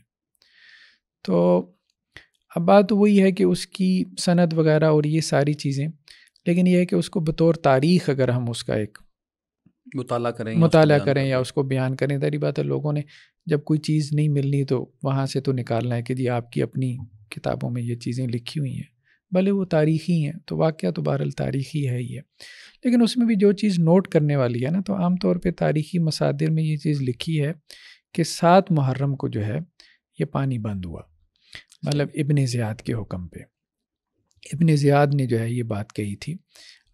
اس وقت عمر بن سعد تھے جو اس کے امیر لشکر تھے ابن زیاد کے، تو ان کو یہ لکھ بھیجا تھا کہ ان کا پانی جو ہے وہ دریائے فرات کا وہ بند کر دو. تو اس نے 500 کے قریب اپنے لوگوں کی وہاں پہ ڈیوٹی لگا دی 7 محرم کو. اچھا، اس میں تاریخی مصادر میں یہ بھی بات ہے کہ حضرت حسین رضی اللہ عنہ نے اپنے بھائی عباس بن علی کو بھیجا. ان کے ساتھ 20 سوار تھے اور 20 پیادہ تھے. بعد میں یہ بھی ہے کہ 30 سوار تھے. بہرحال وہ تعداد تو آگے پیچھے ہوتی رہتی ہے. تو یہ لوگ گئے اور یہ ان 500 کے ساتھ لڑائی کر کے جیسی بھی ہے دھکم پیل کر کے وہ پانی وہاں سے لے آئے تھے. تو آپ یوں کہہ سکتے ہیں کہ سنی مصادر کے مطابق کوئی پانی کی بندش کا معاملہ ہوا تھا، لیکن وہ اس قسم کا نہیں تھا کہ ان کے لیے قطرہ بھی نہ بچاؤ پینے کے لیے. ہاں نہیں، ایسا نہیں تھا، بلکہ انہوں نے اپنے طور پہ ایک اقدام لیا، مزاحمت کھڑی کی، اور یہ ان کے ساتھ جو ہے وہ زور زبردستی کر کے لڑ جھگڑ کے، کیونکہ ابھی باقاعدہ جنگ تو آغاز نہیں ہوا تھا نا، تو ایک دوسرے کو ابھی جنگ کے آغاز سے پہلے، کیونکہ ان کو بھی پیچھے سے آرڈر ابھی تک نہیں آیا تھا، ٹھیک ہے، اور معاملات ابھی تک واضح نہیں تھے، تو یہ زور زبردستی کر کے وہ وہاں سے پانی لے آئے تھے. مطلب سنی مصادر میں اوورآل پانی کی بندش کا معاملہ اتنا ہی ہے. بالکل ٹھیک ہے. اس سانحے میں جو لوگ شہید ہوئے سیدنا حسین رضی اللہ عنہ سمیت، ان کی اصل تعداد کیا ہے؟ کیونکہ بعض لوگوں نے یہ مشہور کر رکھا ہے کہ ان کی تعداد 72 ہے، نمبر 1. اور بعض لوگوں نے اس سے بھی آگے یعنی لوگوں میں یہ بات پھیلا دیا کہ وہ سارے اہل بیت تھے، 72 کے 72 اہل بیت تھے. تو اس بات میں کتنی صداقت ہے اور حقیقت کیا ہے؟ کتنے لوگ اس میں شہید ہوئے؟ یہ ایک جو حقیقت ہے لوگوں کے سامنے آنی چاہیے. دیکھیں ہے تو سارے تاریخی مصادر ہی، 72 کا فگر بھی ہے، 71 کا بھی ہے، 68 کا بھی ہے، 82 کا بھی ہے، 78 کا بھی ہے، 144 کا بھی ہے. محمد الباقر جو ہیں ان سے 145 کا بھی ہے، کسی نے 300 بھی کہا ہے. تو مختلف فگرز ہیں. عام طور پہ جو بیان کیا گیا ہے، آپ یوں کہہ سکتے ہیں عام طور پہ جو اتنے زیادہ اقوال ہمارے سامنے آ جائیں تو آپ اس کو سامنے رکھ کے کوئی ایک، تو وہ 70 سے 80 کے درمیان میں ہے، مطلب یہ آپ کہہ سکتے ہیں. صحیح ہے. اور ان میں سے اہل بیت کے افراد کتنے ہیں؟ اہل بیت کے اب اس میں کوئی مطلب اس وقت میرے سامنے کوئی خاص فگر نہیں، مفتی صاحب کے ذہن میں اگر کوئی ہو تو وہ بیان کر سکتے ہیں، لیکن میرے ذہن میں ابھی فگر نہیں ہے. کچھ نام ہیں لیکن فگر اس طرح سے نہیں ہے. جی حقیقت تو یہی ہے کہ یہ نامعلوم ہی ہے، اور جیسا کہ ڈاکٹر صاحب نے بتایا کہ مختلف فگر آ رہے ہیں، تو جب اصل تعداد بھی معلوم نہیں ہے تو اس میں جو جو افراد شہید ہوئے ان کی بھی تعین کرنا مشکل ہے. اور ویسے بھی جو مختلف تعداد آ رہی ہے ان کا بھی کوئی صحیح سورس نہیں ہے، کوئی بس تاریخی بات ہے اور اس میں کوئی کنفرم نہیں ہے. اور جو مشہور آپ نے کہا تھا 72، اور یہ آج کل کے لوگ زیادہ اس کو مان رہے ہیں. یہ بیان کرنے والا بھی ابو مخنف لوط بن یحییٰ ہے. تو یہ جو زیادہ معروف ہے وہ زیادہ بڑے جھوٹے کی طرف منسوب ہے. صحیح ہے. تو باقی اس کا کوئی سچا سورس نہیں. اچھا، یہاں یہ چیز کلیئر کرنا بھی ضروری ہے کہ اس پورے سانحے کے اندر جو اصل قصوروار ہے یا سیدنا حسین رضی اللہ عنہ اور ان کے بچوں، ان کے اہل خانہ کا جو اصل قاتل ہے وہ کون ہے؟ میں تو شیعہ اور سنی مصادر کی بنیاد پر اور جو تشیع میں معتبر کتابیں ہیں اور جو اہل سنت میں معتبر کتابیں ہیں ان کے اعتبار سے تو کوفیوں کو ہی اس کا اصل ذمہ دار اور قصوروار ٹھہرایا گیا ہے. اور جیسا کہ صحابہ رضوان اللہ علیہ مجمعین نے سیدنا حسین رضی اللہ عنہ کو جانے سے روکا، اور روکتے وقت بھی انہوں نے کہا کہ ہم آپ کو ایک مظلوم شہید ہونے کی صورت میں کوفے کی طرف روانہ کر رہے ہیں. اور اس وقت بھی کہا کہ انہوں نے آپ کے والد سے وفا نہیں کی، آپ کے بھائی کے ساتھ اچھا سلوک نہیں کیا، تو وہ آپ کے ساتھ کیسا کریں گے. یعنی ابھی جانے سے پہلے بھی صحابہ رضوان اللہ علیہ مجمعین کو انہی کے بارے میں خوف و خطرہ تھا، اندیشہ تھا، اور وہ ایسا ہی سچا ثابت ہوا. اور صحیح بخاری کی سب سے اتھینٹک روایت اور مسند احمد کی روایات معلوم ہے، اور وہ معروف واقعہ ہے کہ سیدنا عبداللہ بن عمر رضی اللہ عنہ جب مکہ میں حج کے ایام میں تھے تو ایک گروہ پوچھ رہا تھا کہ مفتی کون ہے جس سے ہم نے فتویٰ لینا ہے.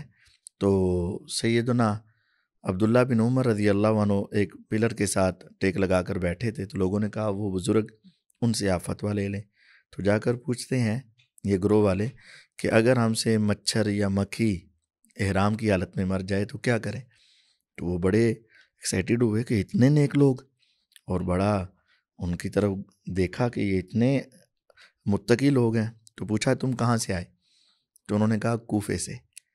تو کہا تم نے نواسہ رسول صلی اللہ علیہ وسلم کو شہید کیا، تم نے نواسہ رسول صلی اللہ علیہ وسلم کو شہید کیا، اس وقت تمہیں کوئی فکر لاحق نہیں ہوئی، اور اب مکھی اور مچھر کے مرنے پر سوال کر رہے ہو. اس کا مطلب ہے اس وقت کے بہت بڑے محدث، صحابی اور سارے سنیریو کو دیکھنے والے، انہوں نے اس کو قاتل قرار دیا. اور سیدہ ام سلمہ رضی اللہ عنہ کی بات معروف ہے، مسند احمد کے اندر ہے کہ انہوں نے کہا کہ انہوں نے اللہ تعالیٰ کی لعنت ہو اہل عراق پر، اہل عراق پر اللہ تعالیٰ کی لعنت ہو، انہوں نے ان کو دھوکہ دیا، بلایا اور بے یاروں مددگار چھوڑا اور ان کو شہید کیا. بلانے والے جو تھے وہ ہی قاتل تھے. یہ الفاظ ہیں وہاں کہ انہوں نے ان کو بلایا، پھر بے یاروں مددگار چھوڑا اور پھر ان کو قتل کیا. اس کا مطلب کوفے کے اندر سے بھی وہ افراد جو بلانے والے تھے، خطوط لکھنے والے تھے، پیش تھے ان کو، وہ ہی اصل قاتل تھے۔ یہ تو ہے اہل سنت کی کتابیں اور صحابہ کی گواہیاں۔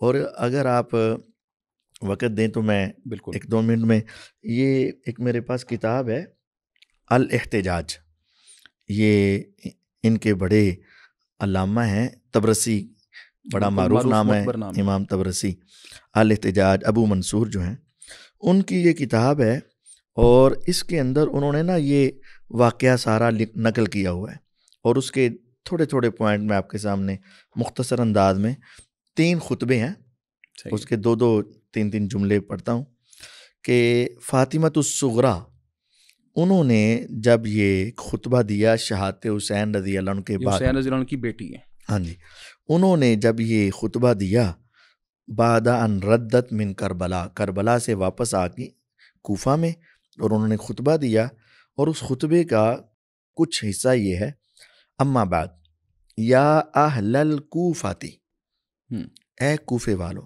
یا اہل المکری والغدری والخیلا، اے مکر والو اور غدر والو، غدر دھوکا کیا، پہلے تم نے بلایا اور اب تم نے چھوڑ دیا۔ اس کے بعد آگے بات کرتے کرتے کہتے ہیں وَرَأَيْتُمْ قِتَالَنَا حَلَالًا، تم نے ہمارا قتال حلال سمجھا، وَأَمْوَالَنَا نَهْبًا، اور ہمارے مالوں کو لوٹا، كَأَنَّا أَوْلَادَ التُّرْكِ أَوْ قابل، تم نے تو ایسے سمجھا جیسے ہم ترکیوں کی اولاد ہیں یا قابل سے آئیں، یعنی کافروں کی اولاد ہیں۔ کما قتلتم جدنا بالامس، جس طرح تم نے ہمارے دادا کو کل قتل کیا، سیدنا علی رضی اللہ عنہ کو۔ وسیوفکم تقطر من دمائنا اہل البیت لحقد متقدم، تمہارا پہلا ہی تمہارے دلوں کے اندر جو کوڑ تھا اور کینہ تھا، اس کی وجہ سے تمہاری تلواریں ہمارے اہل بیت کے خون سے ابھی بھی ان کا خون ٹپک رہا ہے۔ آگے کہا تبًّا لکم فانظروا اللعنۃ والعذاب فکأن قد حل بکم، تمہارے اوپر ہلاکت ہو کہ تم نے ہمارے اوپر یہ ظلم ڈھایا ہے، اور ایسے ایسے تم نے اب ہمیں قتل کیا، اور ایسے ایسے۔ تو آگے سے وہ لوگ رونے لگ پڑے، فارتفعت الاصوات بالبکاء وقالوا حسبک یا بنت الطیبین، انہوں نے کہا بس کرو، اتنی ہی بات کافی ہے۔ تو گویا کہ بیٹی بھی کہہ رہی ہے کہ تم نے ہمیں قتل کیا، اہل کوفہ کو ذمہ دار ٹھہرایا، اور سیدنا علی رضی اللہ عنہ کی بیٹی اور سیدنا حسین رضی اللہ عنہ کی بہن، ان کا خطبہ اس سے اگلے صفحے پر 558 پر ہے، زینب، انہوں نے بھی کہا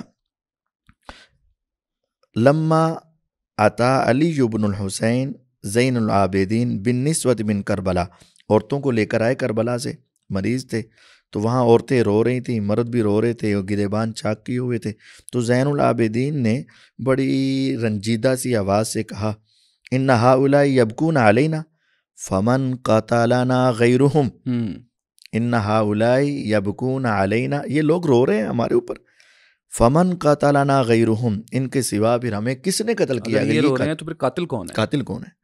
فاومت زینب بنت علی بن ابی طالب الی الناس بالسکوت، پھر وہاں خطبہ دینے کے لیے زینب بنت علی رضی اللہ تعالی عنہ نے لوگوں کو خاموش ہونے کا حکم دیا، اور پھر آگے خطبہ شروع کیا، اور پھر جب وہ خطبہ دیتی تو انہوں نے کہا اما بعد یا اہل الکوفتی یا اہل الخطل والغدر والخذل، وہی الفاظ، اے دھوکے بازو، اور آگے کہا اتبکون اخی، میرے بھائی پہ روتے ہو، میرے بھائی پہ روتے ہو، اجل فاللہ ابکو فبکو فانکم احری بالبکاء، تم ہی رونے کے زیادہ لائق ہو، فبکو کثیرا وضحکو قلیلا، زیادہ رو کم ہنسو، اتدرون، تمہیں پتہ ہے، ویلکم ای کابد لمحمد فرستم، کہ تم نے محمد صلی اللہ علیہ وسلم کے کس جگر کو پھاڑا ہے، کس ٹکڑے کو تم نے پھاڑا ہے، وَأَيَّ عَهْدٍ نَقَصْتُمْ، اور تم نے کس وعدے کو توڑا ہوا ہے۔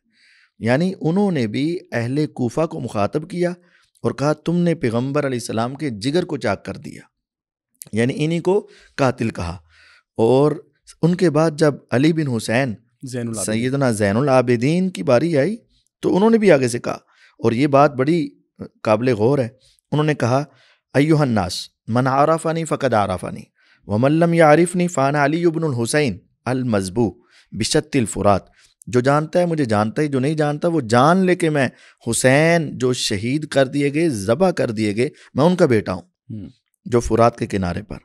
اور آگے کہا ایھا الناس ناشدتکم باللہ، لوگوں میں تمہیں اللہ کا واسطہ دے کر پوچھتا ہوں، هل تعلمون انکم کتبتم الی ابی، تمہیں علم ہے نا کہ تم نے میرے باپ کو خط لکھے۔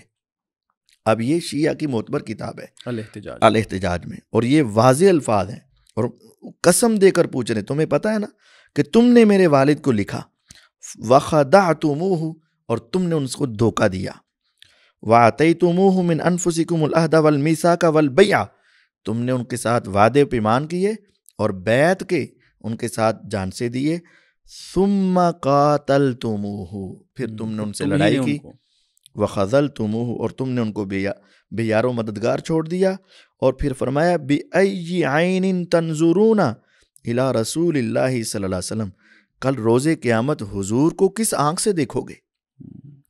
یقول لکم قتلتم اطرتی، جب پیغمبر تمہیں یہ کہہ رہے ہوں گے کہ تم نے میرے خانوادے کو شہید کر دیا، وانتہکتم حرمتی، اور تم نے میری حرمت کو پامال کیا، فلستم من امتی، تم میرے امتی ہو ہی نہیں۔ اب دیکھیں واضح الفاظ میں زین العابدین رحمہ اللہ بھی اہل کوفہ کو ہی کہہ رہے ہیں کہ تم نے ہمیں خط لکھے اور پھر تم نے ہم سے لڑائی کی، اور روز قیامت کیا تم جواب دو گے؟ آگے ایک جملہ سنا کے اپنی بات میں ختم کرتا ہوں۔ فقالوا باجمعین، وہ سارے اکٹھے ہو کر کہنے لگے کہ نہیں، کلنا یا ابن رسول اللہ سامعون مطیعون حافظون لزمامک، آج کے بعد ہم سارے آپ کے تابع دار ہیں، آپ کی حفاظت کریں گے، آپ کی بات سنیں گے، آپ کے ساتھ معاملہ کیا کریں گے، فمرنا بامرک، جو آپ چاہتے ہیں ہمیں حکم دیں۔ تو انہوں نے آگے سے کیا کہا، ہیہات ہیہات ایھا الغدارہ المکرہ، اے غدارو، اے مکر کرنے والو، دور ہو جاؤ، اب میں تمہارے پاس نہیں آؤں گا۔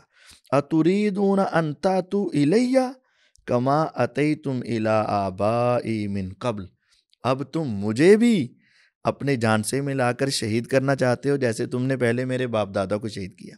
بالکل صحیح ہے، گویا کہ نتیجہ یہ نکلا کہ اہل السنہ کی کتب، صحابہ کرام کی گواہی جو اس موقع پہ موجود تھے، اور جو مظلومین ہیں ان کی گواہی، اور اہل تشیع کی کتب اس بات پہ شاہد ہیں کہ اصل جو قصوروار ہیں، قاتلین حسین ہیں، وہ وہی ہیں جو بلانے والے تھے، بے یار و مددگار چھوڑنے والے تھے، جاسوسیاں کرنے والے تھے، لالچ میں آ کے فوج میں شامل ہو کے انہی لوگوں نے سیدنا حسین ابن علی رضی اللہ عنہ اور ان کے خانوادے کو شہید کیا۔ اور اب اس سے بڑی گواہی کیا ہوگی کہ بیٹا یہ گواہی دے کہ تم میرے باپ کے قاتل ہو، ہمشیرہ یہ گواہی دے تم میرے باپ کے قاتل۔ اچھا، یہاں ایک چیز اور قابل غور ہے قاتلین حسین پہ جب ہم بات کرتے ہیں کہ اس وقت کا حاکم یزید تھا۔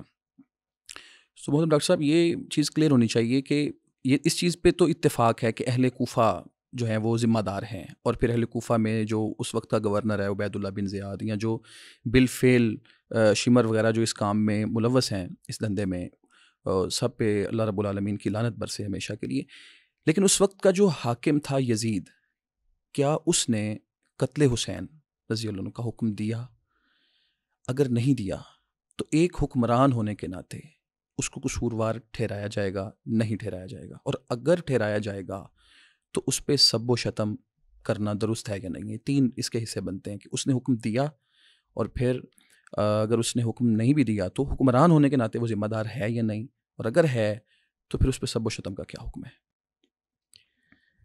دیکھیں، اس میں جو بات ہمیں تاریخی مصادر سے معلوم ہوتی ہے وہ یہی ہے کہ ابن زیاد کو، جو کہ کوفہ کا گورنر تھا، بیسیکلی پہلے تو حضرت نعمان بن بشیر کوفہ کے گورنر تھے، صحابی رسول بھی ہیں جو، اور بلکہ جو مختار ثقفی ہے جو بہت زیادہ ایکٹیو رہا حضرت حسین رضی اللہ عنہ کے قاتلوں کے بدلہ لینے کے لیے، جس نے تحریک بھی چلائی، تو اس کی جو بیوی امرہ ہے وہ ان کی بیٹی بھی تھی۔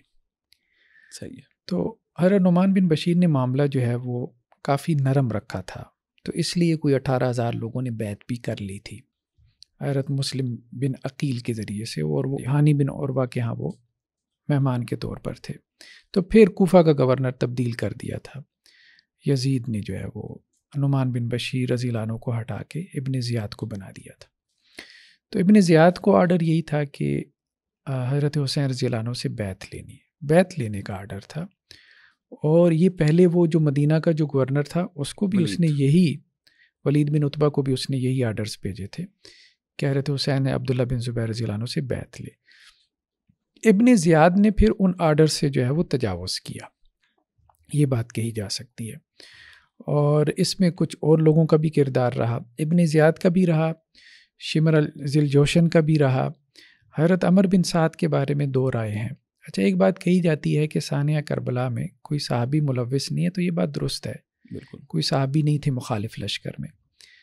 یہ بھی بات کہی جاتی ہے کہ کسی صحابی کا کوئی بیٹا بھی نہیں تھا، اولاد بھی نہیں تھی، لیکن ان میں سے حضرت یہ جو حضرت سعد بن وقاص کے جو بیٹے ہیں عمر، ان کے بارے میں جو ہے وہ کہ یہ تھے، تاریخی مصادر تو یہی کہتے ہیں وہاں پہ موجود تھے، لیکن یہ بھی بہت زیادہ ریلیکٹنٹ تھے۔ ایون کہ جو ہے انہی کے ساتھ جو معاملہ ہوا تھا، حضرت حسین رضی اللہ عنہ کی ساری رات بات چیت ہوئی اور یہ دونوں اس نتیجے پہ پہنچے کہ 3 جو شرائط حضرت حسین رضی اللہ عنہ نے آفر کی تھی کہ مجھے یا تو سرحدوں کی طرف جانے دو، یا واپس میں مکہ چلا جاؤں، یا پھر مجھے یزید تک جانے کا رستہ دے دو، اس کے ساتھ میں اپنا معاملہ خود طے کر لیتا ہوں۔ تو یہ اس پہ ایگری کر گئے تھے کہ یہ بہت معقول شرائط ہیں۔ اور انہوں نے ابن زیاد کو بھی لکھا تو اس نے کہا کہ میں نے تو لڑائی کرنے کے لیے تمہیں بھیجا ہے، مسالت کے لیے نہیں بھیجا۔ تو ابن زیاد جو ہے نا اس کا ذہن ذرا تھا، اور اس کے قریب وہ جو بیٹھا ہوا تھا جو شمر یا شمر ذیل جوشن جو ہے، اس نے پھر یہ بات کہی کہ نہیں یہ ٹھیک نہیں ہے، پھر اس نے اس کو امیر بنا کے جو ہے وہ بھیجا اور معاملہ اس سے وہاں خراب ہوا۔ تو باقی یہ بات بھی درست ہے جیسے مفتی صاحب نے کہا کہ اصل میں تو اہل کوفہ تھے، اور ہمارے ہاں جو اہل تشیع کے جو ذاکر وغیرہ نا وہ مطلب اس کو اس طرح سے پورٹریٹ کرتے ہیں جی یزیدی لشکر جیسے کوئی وہ دمشق سے آیا تھا، ایسا نہیں تھا۔ ہاں گورنر جو ہے وہ یزید کا تھا، یا ظاہری بات ہے گورنمنٹ تو اسی کی تھی نا، وہ تو بات ٹھیک ہے، اس اعتبار سے آپ کہہ لیں کہ جی ان کی جو اسٹیبلشمنٹ تھی وہ اس میں شریک تھی، لیکن لشکر جو ہے وہ مقامی لوگوں کا تھا۔ مطلب تاریخی مصادر بھی اٹھا کے دیکھیں نا تو حضرت حسین رضی اللہ عنہ نے باقاعدہ ان کو مخاطب کیا ہے، قیس بن اشعث کو، اور اسی طرح سے یزید بن جو ہے وہ حارث کو، اور اسی طرح سے اور لوگوں کو جو کوفی سردار تھے، معززین میں سے تھے، اور انہیں کہا بھی کہ دیکھو تم لوگوں نے مجھے خط لکھے تھے کہ فصلیں تیار ہو چکی ہیں، زمین بڑی سرسبز ہے، نہریں جو ہے وہ ابل رہی ہیں، تو آپ آ جائیں، تم ہی لوگ تھے، تو آج میں آ گیا ہوں۔ تو یہ انہوں نے میدان جنگ میں ان کو خطاب کیا نا، تو انہوں نے کہا جی ہم نے تو آپ کو خط نہیں لکھے تھے۔ تو اچھا یہ بھی یہ ہوا تھا کہ یہ اچھا جیتی ہوئی جنگ انہوں نے ہروا دی۔ وہ جو ابھی مفتی صاحب بات کر رہے تھے نا، 18,000 لوگوں نے بیعت کر لی، جو مسلم بن عقیل جو ہے وہ ان کے ہاتھ کے اوپر 18,000 تھوڑے نہیں تھے۔ اب ہوا یہ کہ وہ جو تھے جن کے گھر میں مہمان تھے مسلم بن عقیل جو ہے ہانی بن عروہ کے گھر میں، تو ابن زیاد نے ان کو بلوا لیا اور بلوا کے قید کر لیا کہ جی مسلم بن عقیل کو میرے حوالے کرو، کیونکہ یزید کی طرف سے آرڈر تھا کہ مسلم بن عقیل کو پکڑو اور یہاں سے نکالو، اگر نہیں نکلتے تو قتل کر دو۔ تو اب جب وہ آئے ہیں تو افواہ یہ پھیل گئی کہ ہانی بن عروہ کو جو ہے نا ابن زیاد نے قتل کر دیا، تو اس کے لوگ انہوں نے ابن زیاد کے محل کا جو ہے وہ محاصرہ کر لیا۔ اب 18,000 اور نے بھی جنہوں نے بیعت کی تھی انہوں نے بھی محاصرہ کر لیا، اور تاریخی مصادر یہ کہتے ہیں کہ ابن زیاد کے محل میں اس وقت 50 بندے تھے، یعنی اس کی اپنی فوج اتنی تھی، صحیح ہے، 50 بندوں کی فوج، یہیں سے ملے ہیں اس کو سارے۔ اب ہوا یہ کہ اس نے پھر سرداروں کو کہہ کے لالچ دے کے ڈرا دھمکا کے کہ ان کو ڈراؤ دھمکاؤ لالچ دو، تو اس طرح سے معاملہ ہوا اور آہستہ آہستہ وہ مجمع چھٹتا گیا، یہاں تک کہ 30 لوگ مسلم بن عقیل کے ساتھ باقی رہ گئے۔ وہ 30 بھی بعد میں جو ہے وہ دائیں بائیں ہو گئے، اور انہوں نے ایک بڑھیا کے ہاں جا کے جو ہے وہ چھپ گیا، اور وہ پھر وہاں سے وہ پکڑے گئے اور پھر ان کو قتل کر دیا گیا، شہید کر دیا گیا۔ تو 50 لوگ تو ان کے تھے، باقی تو وہ سارے وہاں سے ملے ہیں، یا لالچ کی وجہ سے یا خوف کی وجہ سے وہی کوفی جو ہے وہ ساتھ مل گئے ہیں۔ تو یہ بات ٹھیک ہے، وہ جو صحابہ کے بھی اقوال ہیں وہ اسی تناظر میں، اور اہل بیت کے بھی جو اقوال ہیں وہ اسی تناظر میں، لیکن یہ بھی ہم نہیں کہہ سکتے کہ ان کی اسٹیبلشمنٹ ملوث نہیں تھی، حکومت تو ان کی تھی، انہی کی حکومت تھی، یہی ان کو جو ہے وہ لالچ دے کے اپنے ساتھ ملا رہے تھے یا ڈرا دھمکا کے اپنے ساتھ لگا رہے تھے، تو یہ بات ٹھیک ہے کہ یہی لوگ تھے۔ تو ایک تو یہ ہے کہ ابن زیاد کا کردار بہت مرکزی ہے، دوسرا جو ہے وہ شامر ذی الجوشن کا کردار بہت مرکزی ہے، بلکہ اسی کے بارے میں آتا ہے کہ جب حضرت حسین رضی اللہ عنہ گرے ہیں زخمی ہو کے گھوڑے سے، تو کوئی آگے بڑھ نہیں رہا تھا، مطلب ہیبت طاری ہو جاتی تھی نا ان کی، ایک مطلب خاندانی وجاہت بھی تھی، رسول اللہ علیہ وسلم کے ساتھ نسبت بھی تھی، تو مطلب کافی سارے لوگوں نے ٹرائی کی، سنان بن مالک یا اور لوگوں کے بارے میں بھی آتا ہے کہ ہم آگے بڑھ کے ان کا سر جو ہے وہ ان کی جسم عطر سے جدا کریں، تو وہ نہیں ہوئی، تو اس نے شمر نے جو ہے وہ آگے بڑھ کے یہ حرکت کی تھی، اور پھر وہ سر جو ہے وہ وہاں پہ ایک تشت میں رکھ کے جو ہے وہ لایا گیا ابن زیاد کے پاس، اور اس نے وہ دانتوں کے ساتھ بھی جو ہے وہ جو بھی کیا، وہ تو خیر روایات میں بھی ہمیں ملتا ہے۔ پھر حضرت انس نے اس پہ ناراضی کا اظہار کیا، زید بن ارقم نے کیا، ٹھیک ہے، اور وہ وہاں مجلس سے جو ہے وہ چلے بھی گئے یا نکال دیے گئے۔ تو یہ کہ یہ مرکزی کردار تو رہا ہے، یہ بات ٹھیک ہے، ہم یہ نہیں کہہ سکتے کہ ان کا جو ہے وہ اس میں ملوث ہونا نہیں ہے۔ دیر بات ہے کوفہ، اہل کوفہ نے خود اپنے طور پہ تو ڈیسیژن نہیں نہ لیا، بالکل وہ اس اہل اعلی کار بنے ہیں وہ، ہاں اعلی کار، اور اس میں جو مرکزی کردار ہے وہ ابن زیاد، شمر اور سنان، یہ لوگ تھے۔ یزید کو جو ہے وہ یہ تو کلیئر آپ نے کر دیا نا کہ اس نے بیعت کا کہا تھا، قتل کا نہیں کہا تھا، یہ تو بالکل چیز کلیئر ہو گئی، اور اس کا کوئی ثبوت بھی نہیں ہے کہ اس نے کہا ہو کیسا کرو، اور جو امیر معاویہ رضی اللہ عنہ کی وصیت ہے اس کو، وہ بھی بالکل واضح ہے۔ لیکن ایک حاکم ہونے کے ناطے ایک واقعہ کسی سلطنت ریاست میں جب ہوتا ہے تو جو وقت کا حکمران ہوتا ہے اس کے سر جو ذمہ داری آتی ہے، اس ذمہ داری کے تناظر میں یزید کا کیا معاملہ ہوگا؟ دیکھیں یہ بات میرے خیال میں ٹھیک ہے کہ اس کو ذمہ دار ٹھہرایا جانا چاہیے، اس کو کلین چٹ نہیں دی جا سکتی، کلین چٹ نہیں دی جا سکتی۔ اس کی وجہ یہی ہے کہ دیکھیں اس میں ایک پلی یہ لی جاتی ہے کہ جی حضرت عثمان رضی اللہ عنہ کا جو ہے وہ قصاص کا جو معاملہ تھا تو وہ حضرت علی رضی اللہ عنہ نے نہیں لیا، بالکل، اور مخالفین یہی کہہ رہے تھے، یا تاریخی مصادر یہی کہہ رہے تھے کہ اشتر بن مالک، اشتر نخی وغیرہ اور یہ لوگ جو بھی تھے جو حضرت عثمان رضی اللہ عنہ کے شہادت میں پیش تھے، سرغنے تھے، تو یہ حضرت علی رضی اللہ عنہ کے ساتھ بھی بیعت ہو چکے تھے اور ان کے دائیں بائیں تھے۔ تو حضرت علی رضی اللہ عنہ یہ کہتے تھے کہ ابھی نئی حکومت ہے تو حکومت اتنی مستحکم نہیں ہے، تو ایک خلیفہ کو یہ پہلے شہید کر چکے ہیں، تم دوسرا بھی شہید کروانا چاہتے ہو کہ میں ان کے خلاف اقدام کروں، تو یہ ان حالات میں پاسبل نہیں ہے۔ تو اب اس میں جو ہے وہ کچھ لوگ کہتے ہیں کہ جیسے حضرت علی رضی اللہ عنہ کے لیے پاسبل نہیں تھا تو آپ ان کو ریلیکس کرتے ہیں تو آپ یزید کو بھی کر دیں۔ میرے خیال میں دونوں سینیریو میں بہت فرق ہے۔ صحیح ہے۔ ایک یہ ہے کہ حضرت علی رضی اللہ عنہ کی خلافت یا حکومت میں حضرت عثمان کی شہادت نہیں ہوئی، بالکل ٹھیک، اس طرح وہ رسپانسیبل نہیں تھے جس طرح یزید ہے، مطلب وہ ان کے بعد بن گئے، ٹھیک ہے، ان کے بعد وہ خلیفہ بن گئے، تو اس لحاظ سے وہ حضرت جو ہے وہ امیر معاویہ رضی اللہ عنہ نے انہیں سے مطالبہ کیا کہ جی آپ چونکہ خلیفہ بن گئے ہیں تو آپ کے دائیں بائیں ہیں تو آپ انہیں ہمارے حوالے کریں۔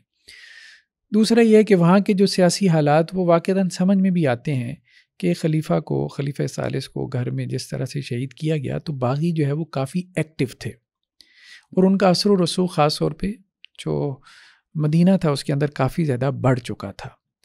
تو اس وقت یہ چیز محسوس ہوتی تھی کہ اگر وہ یہ کہہ رہے تھے کہ بھائی مجھے کچھ وقت دے دو، اس پہ میں ایگری کرتا ہوں، ٹھیک ہے کہ قصاص ہم لیں گے لیکن مجھے کچھ وقت دے دو، تو وہ تو پرنسپلی انہوں نے ایگری کیا، مطلب تاریخی مصادر یہی کہتے ہیں۔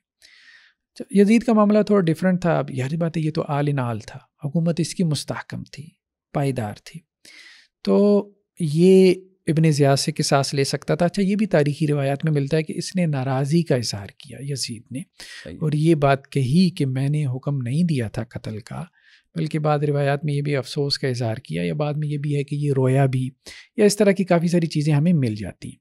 مطلب یہ ہے کہ اس نے اس کو پسند نہیں، چلیں ٹھیک ہے یہ بات تو ٹھیک ہے، اگر ہم یہ مان لیں تو اب اس کے بعد جو ہے وہ جو ابن زیاد تھا اس سے قصاص لینا یا کم از کم اسے معزول کرنا، کم از کم درجہ تو معزول کرنے کا. اب اس کو تو بعد میں مختار ثقفی وغیرہ نے آ کے جس طرح سے اس کو قتل کیا، جو لوگ اٹھے ہیں بدلہ لینے کے لیے، جن کو احساس ہوا ہے، انہوں نے اس کو مارا ہے، انہوں نے اس کو مارا، اس کو بھی اور شمع الجوشن کو بھی. مطلب ایک یہ بھی اینگل ہے کہ وہ بھی قصوروار اسی کو سمجھتے تھے، جو اہل کوفہ تھے وہ بھی مرکزی کردار اس کو سمجھتے تھے، توابون جو انہوں نے بنائی اور اسی کو انہوں نے پار لگایا.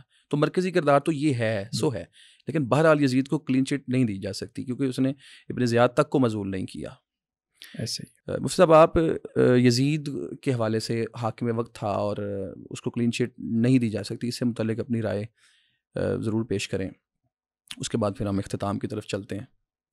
دیکھیں یہ بات جیسا کہ ڈاکٹر صاحب نے بھی کی ہے اور آپ نے بھی اس کے اوپر حاشیہ چڑھایا ہے کہ یزید کا قتل حسین رضی اللہ عنہ کا حکم دینا ثابت نہیں، بالکل، اور اس کے اوپر راضی ہونا بھی ثابت نہیں، بالکل. اور جیسا کہ تاریخی روایات دوسری پیش کی جا رہی ہیں، تو انہی تاریخی روایات میں ڈاکٹر صاحب نے جن باتوں کا ذکر کیا کہ وہ رویا بھی اور اس نے ناپسند کیا، تو اگر دوسری تاریخی روایات قابل قبول ہیں تو یہ بھی قابل قبول ہونی چاہیے. لیکن اس کا جو اقدام جو چاہیے تھا، وہ اب جو ایکسپیکٹڈ تھا، اسے متوقع جو ہونا چاہیے تھا، وہ اب اس میں تھوڑی سی بات میں رکھیں. دیکھیں، ایک ہے ہماری محبت اہل بیت کے ساتھ، وہ اسی بات کا تقاضا کرتی ہے جو آپ کر رہے ہیں، بالکل. لیکن اہل بیت سے بھی تو پوچھا جائے نا بھی آپ اس کے بارے میں کیا کہتے ہیں. یعنی ہم جو ہے دوسرے درجے کا یا تیسرے درجے کا اسے قصوروار ٹھہرا رہے ہیں. صحیح ہے. تو سوال یہ پیدا ہوتا ہے کہ کیا اہل بیت نے بھی کسی درجے کا یزید کو قصوروار ٹھہرایا ہے؟ صحیح ہے. سوال یہ ہے. آج ہم یہ سوچ رہے ہیں، ٹھیک ہے، اپنی محبت کی وجہ سے آپ سوچ رہے ہیں حضرت حسین رضی اللہ عنہ کی محبت کے ساتھ ہی، لیکن کیا اس وقت یا اس کے بعد کے اہل بیت نے پہلے، دوسرے، تیسرے، چوتھے درجے کا قصوروار اسے ٹھہرایا ہے؟ سوال یہ ہے. ہم یہ دیکھتے ہیں کہ جہاں بھی بات ہوئی ہے جو صحیح ریفرنس ہے اور سند کے ساتھ جو بات مطلوب ہے، اس کے اندر اہل بیت میں سے کسی ایک نے بھی بعد میں یزید کو اس مسئلے میں نشانہ نہیں بنایا. دیکھیں، جیسے آپ نے ایک بات بڑی خوبصورت کی کہ توابین جو جماعت بنی، انہوں نے بھی پورا زور اس کی طرف رکھا، لیکن انہوں نے ایک درجہ بھی اس طرف نہیں رکھا یزید کی طرف. اب اہل بیت میں سیدنا زین العابدین رحمہ اللہ زندہ تھے اور سیدہ زینب رضی اللہ عنہا زندہ تھیں، اور دوسرے اہل بیت تھے. انہوں نے کیا یزید کی زندگی میں یا یزید کی زندگی کے بعد انہوں نے کسی درجے کا بھی اگر اہل بیت نے اسے قصوروار یا ذمہ دار ٹھہرایا ہے تو ہمیں اس کے بارے میں کوئی مل جائے تو ہم ضرور اس کے بارے میں کہیں گے. صحیح ہے. اور اگر ایسا نہیں ملتا اور اہل البیت اس بارے میں خاموش ہیں تو میرا خیال ہے کہ اس مسئلے میں ہمیں خاموشی اختیار کرنی. اچھا، ایک بات میں کرنا چاہتا ہوں. ایک بات یہ ہے کہ دیکھیں، جو بھی شخص قتل ہوتا ہے، مظلومانہ شہید ہوتا ہے، اب اس کے ورثاء کو 3 حق ہوتے ہیں. بالکل. یا تو وہ قصاص کا مطالبہ کریں اور پھر اس وقت حاکم وقت کی ذمہ داری یا قصاص لے کر دے، اور اگر نہیں لے کر دیتا تو اس کے اوپر ہر قسم کی بات کی جا سکتی ہے. دوسرا یہ ہے کہ ان کو دیت کا مطالبہ ہو. بالکل. اور تیسرا یہ ہے کہ وہ اپنا معاف کر دیں یا فیصلہ قیامت پر چھوڑ دیں، وقتی طور پر وہ اس کے اندر خاموشی رکھیں. میں نے جو پڑھا ہے، شاید ڈاکٹر صاحب اس میں مزید رہنمائی فرمائیں گے، مجھے آج تک پہلے 2 مطالبے نہیں مل سکے. صحیح ہے. میرے کہ انہوں نے قصاص کا مطالبہ کیا ہو یا ان کا دیت کا مطالبہ ہو. تو جب یہ 2 مطالبے نہیں ہیں تو پھر اہل البیت سے یہی امید کی جا سکتی ہے کہ انہوں نے اتنی بڑی شخصیت کا بدلہ ہو بھی کیا سکتا تھا، تو انہوں نے اپنا فیصلہ روز قیامت پر چھوڑ دیا. اور دیکھیں، مجھے جو تاریخ میں پڑھا ہے اور وہ ان کی اپنی کتب میں بھی لکھا ہے کہ سیدہ زینب رضی اللہ عنہا اس واقعہ کے بعد یزید کے پاس رہے ہیں. صحیح ہے. اور آج بھی اگر دیکھ لیں میپ پر یا ویسے نکالیں تو سیدہ زینب کا مقبرہ بھی دمشق میں ہی ہے، 6 کلومیٹر کے فاصلے پر. تو اگر وہ پہلے، دوسرے، تیسرے، چوتھے درجے کا اس کو قصوروار سمجھتے ہوتے تو پھر ان کا وہاں رہنا یہ بات عقل میں آنے والی چیز نہیں ہے.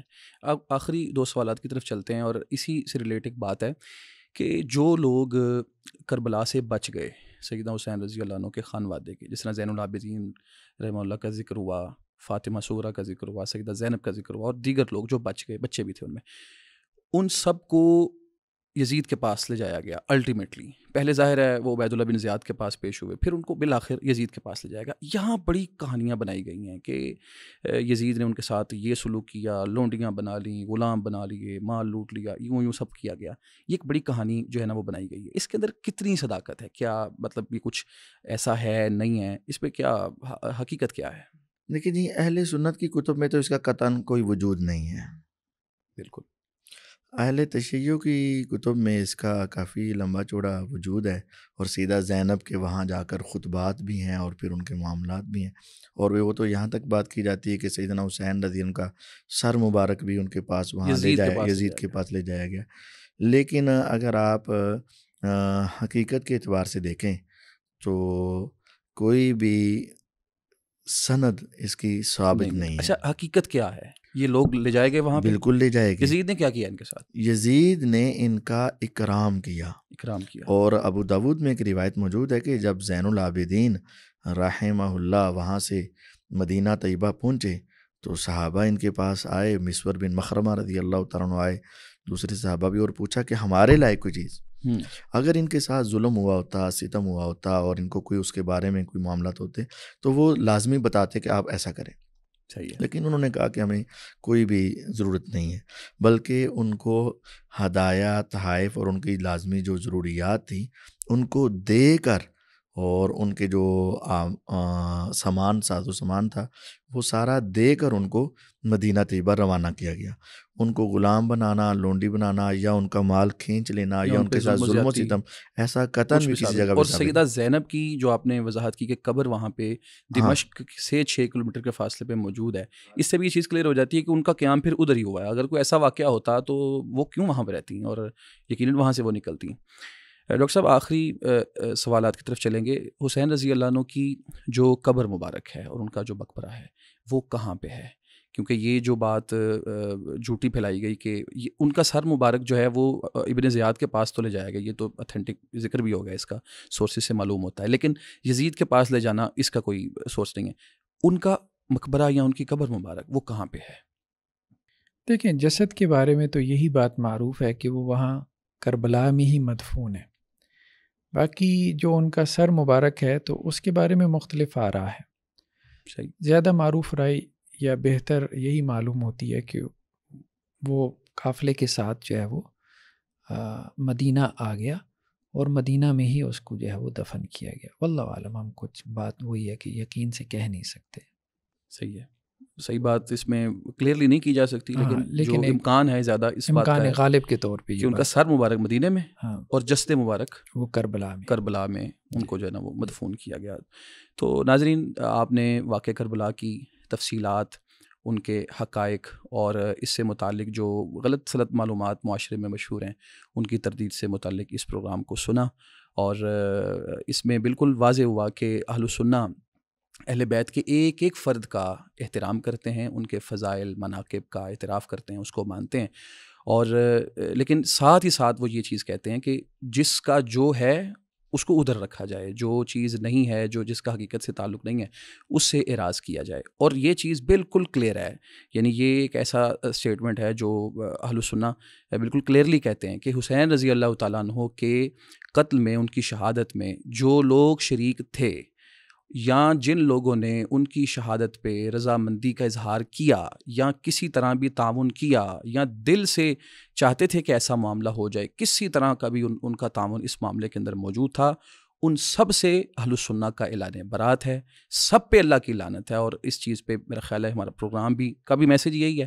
اور اس کے ساتھ ساتھ یہ بات بھی ہے کہ اس واقعے کو آڑ بنا کے یزید، اور پھر یزید سے اگلی سیڑھی لگا کے سیدنا امیر معاویہ، اور پھر اس کے بعد صحابہ کرام پہ تان کا ایک لمبا سلسلہ شروع کرنا، یہ بھی قطعاً درست نہیں ہو سکتا. جس طرح ایک سائیڈ سیدنا حسین رضی اللہ عنہ پہ ہونے والا ظلم ہے، اس طرح یہ بھی ظلم ہے کہ ان کے سارے اس واقعے اور قصے کو ایک ایسے لوگوں کی طرف منسوب کر دیا جائے جن کا اس معاملے کے ساتھ کوئی تعلق ہی نہیں ہے. اور پروگرام میں بالکل یہ وضاحت کی گئی ہے کہ کوئی صحابی اس جو ہے وہ پورے سانحے کے اندر اور اس ظلم میں شریک نہیں تھا, نہ کوئی اس پہ خوش تھا. اور بعد میں بہت صحابہ کرام اس صدمے سے گزرے اور پہلے ہی وہ خدشہ اور توقع یہ ظاہر کر رہے تھے کہ ایسا ہو سکتا ہے.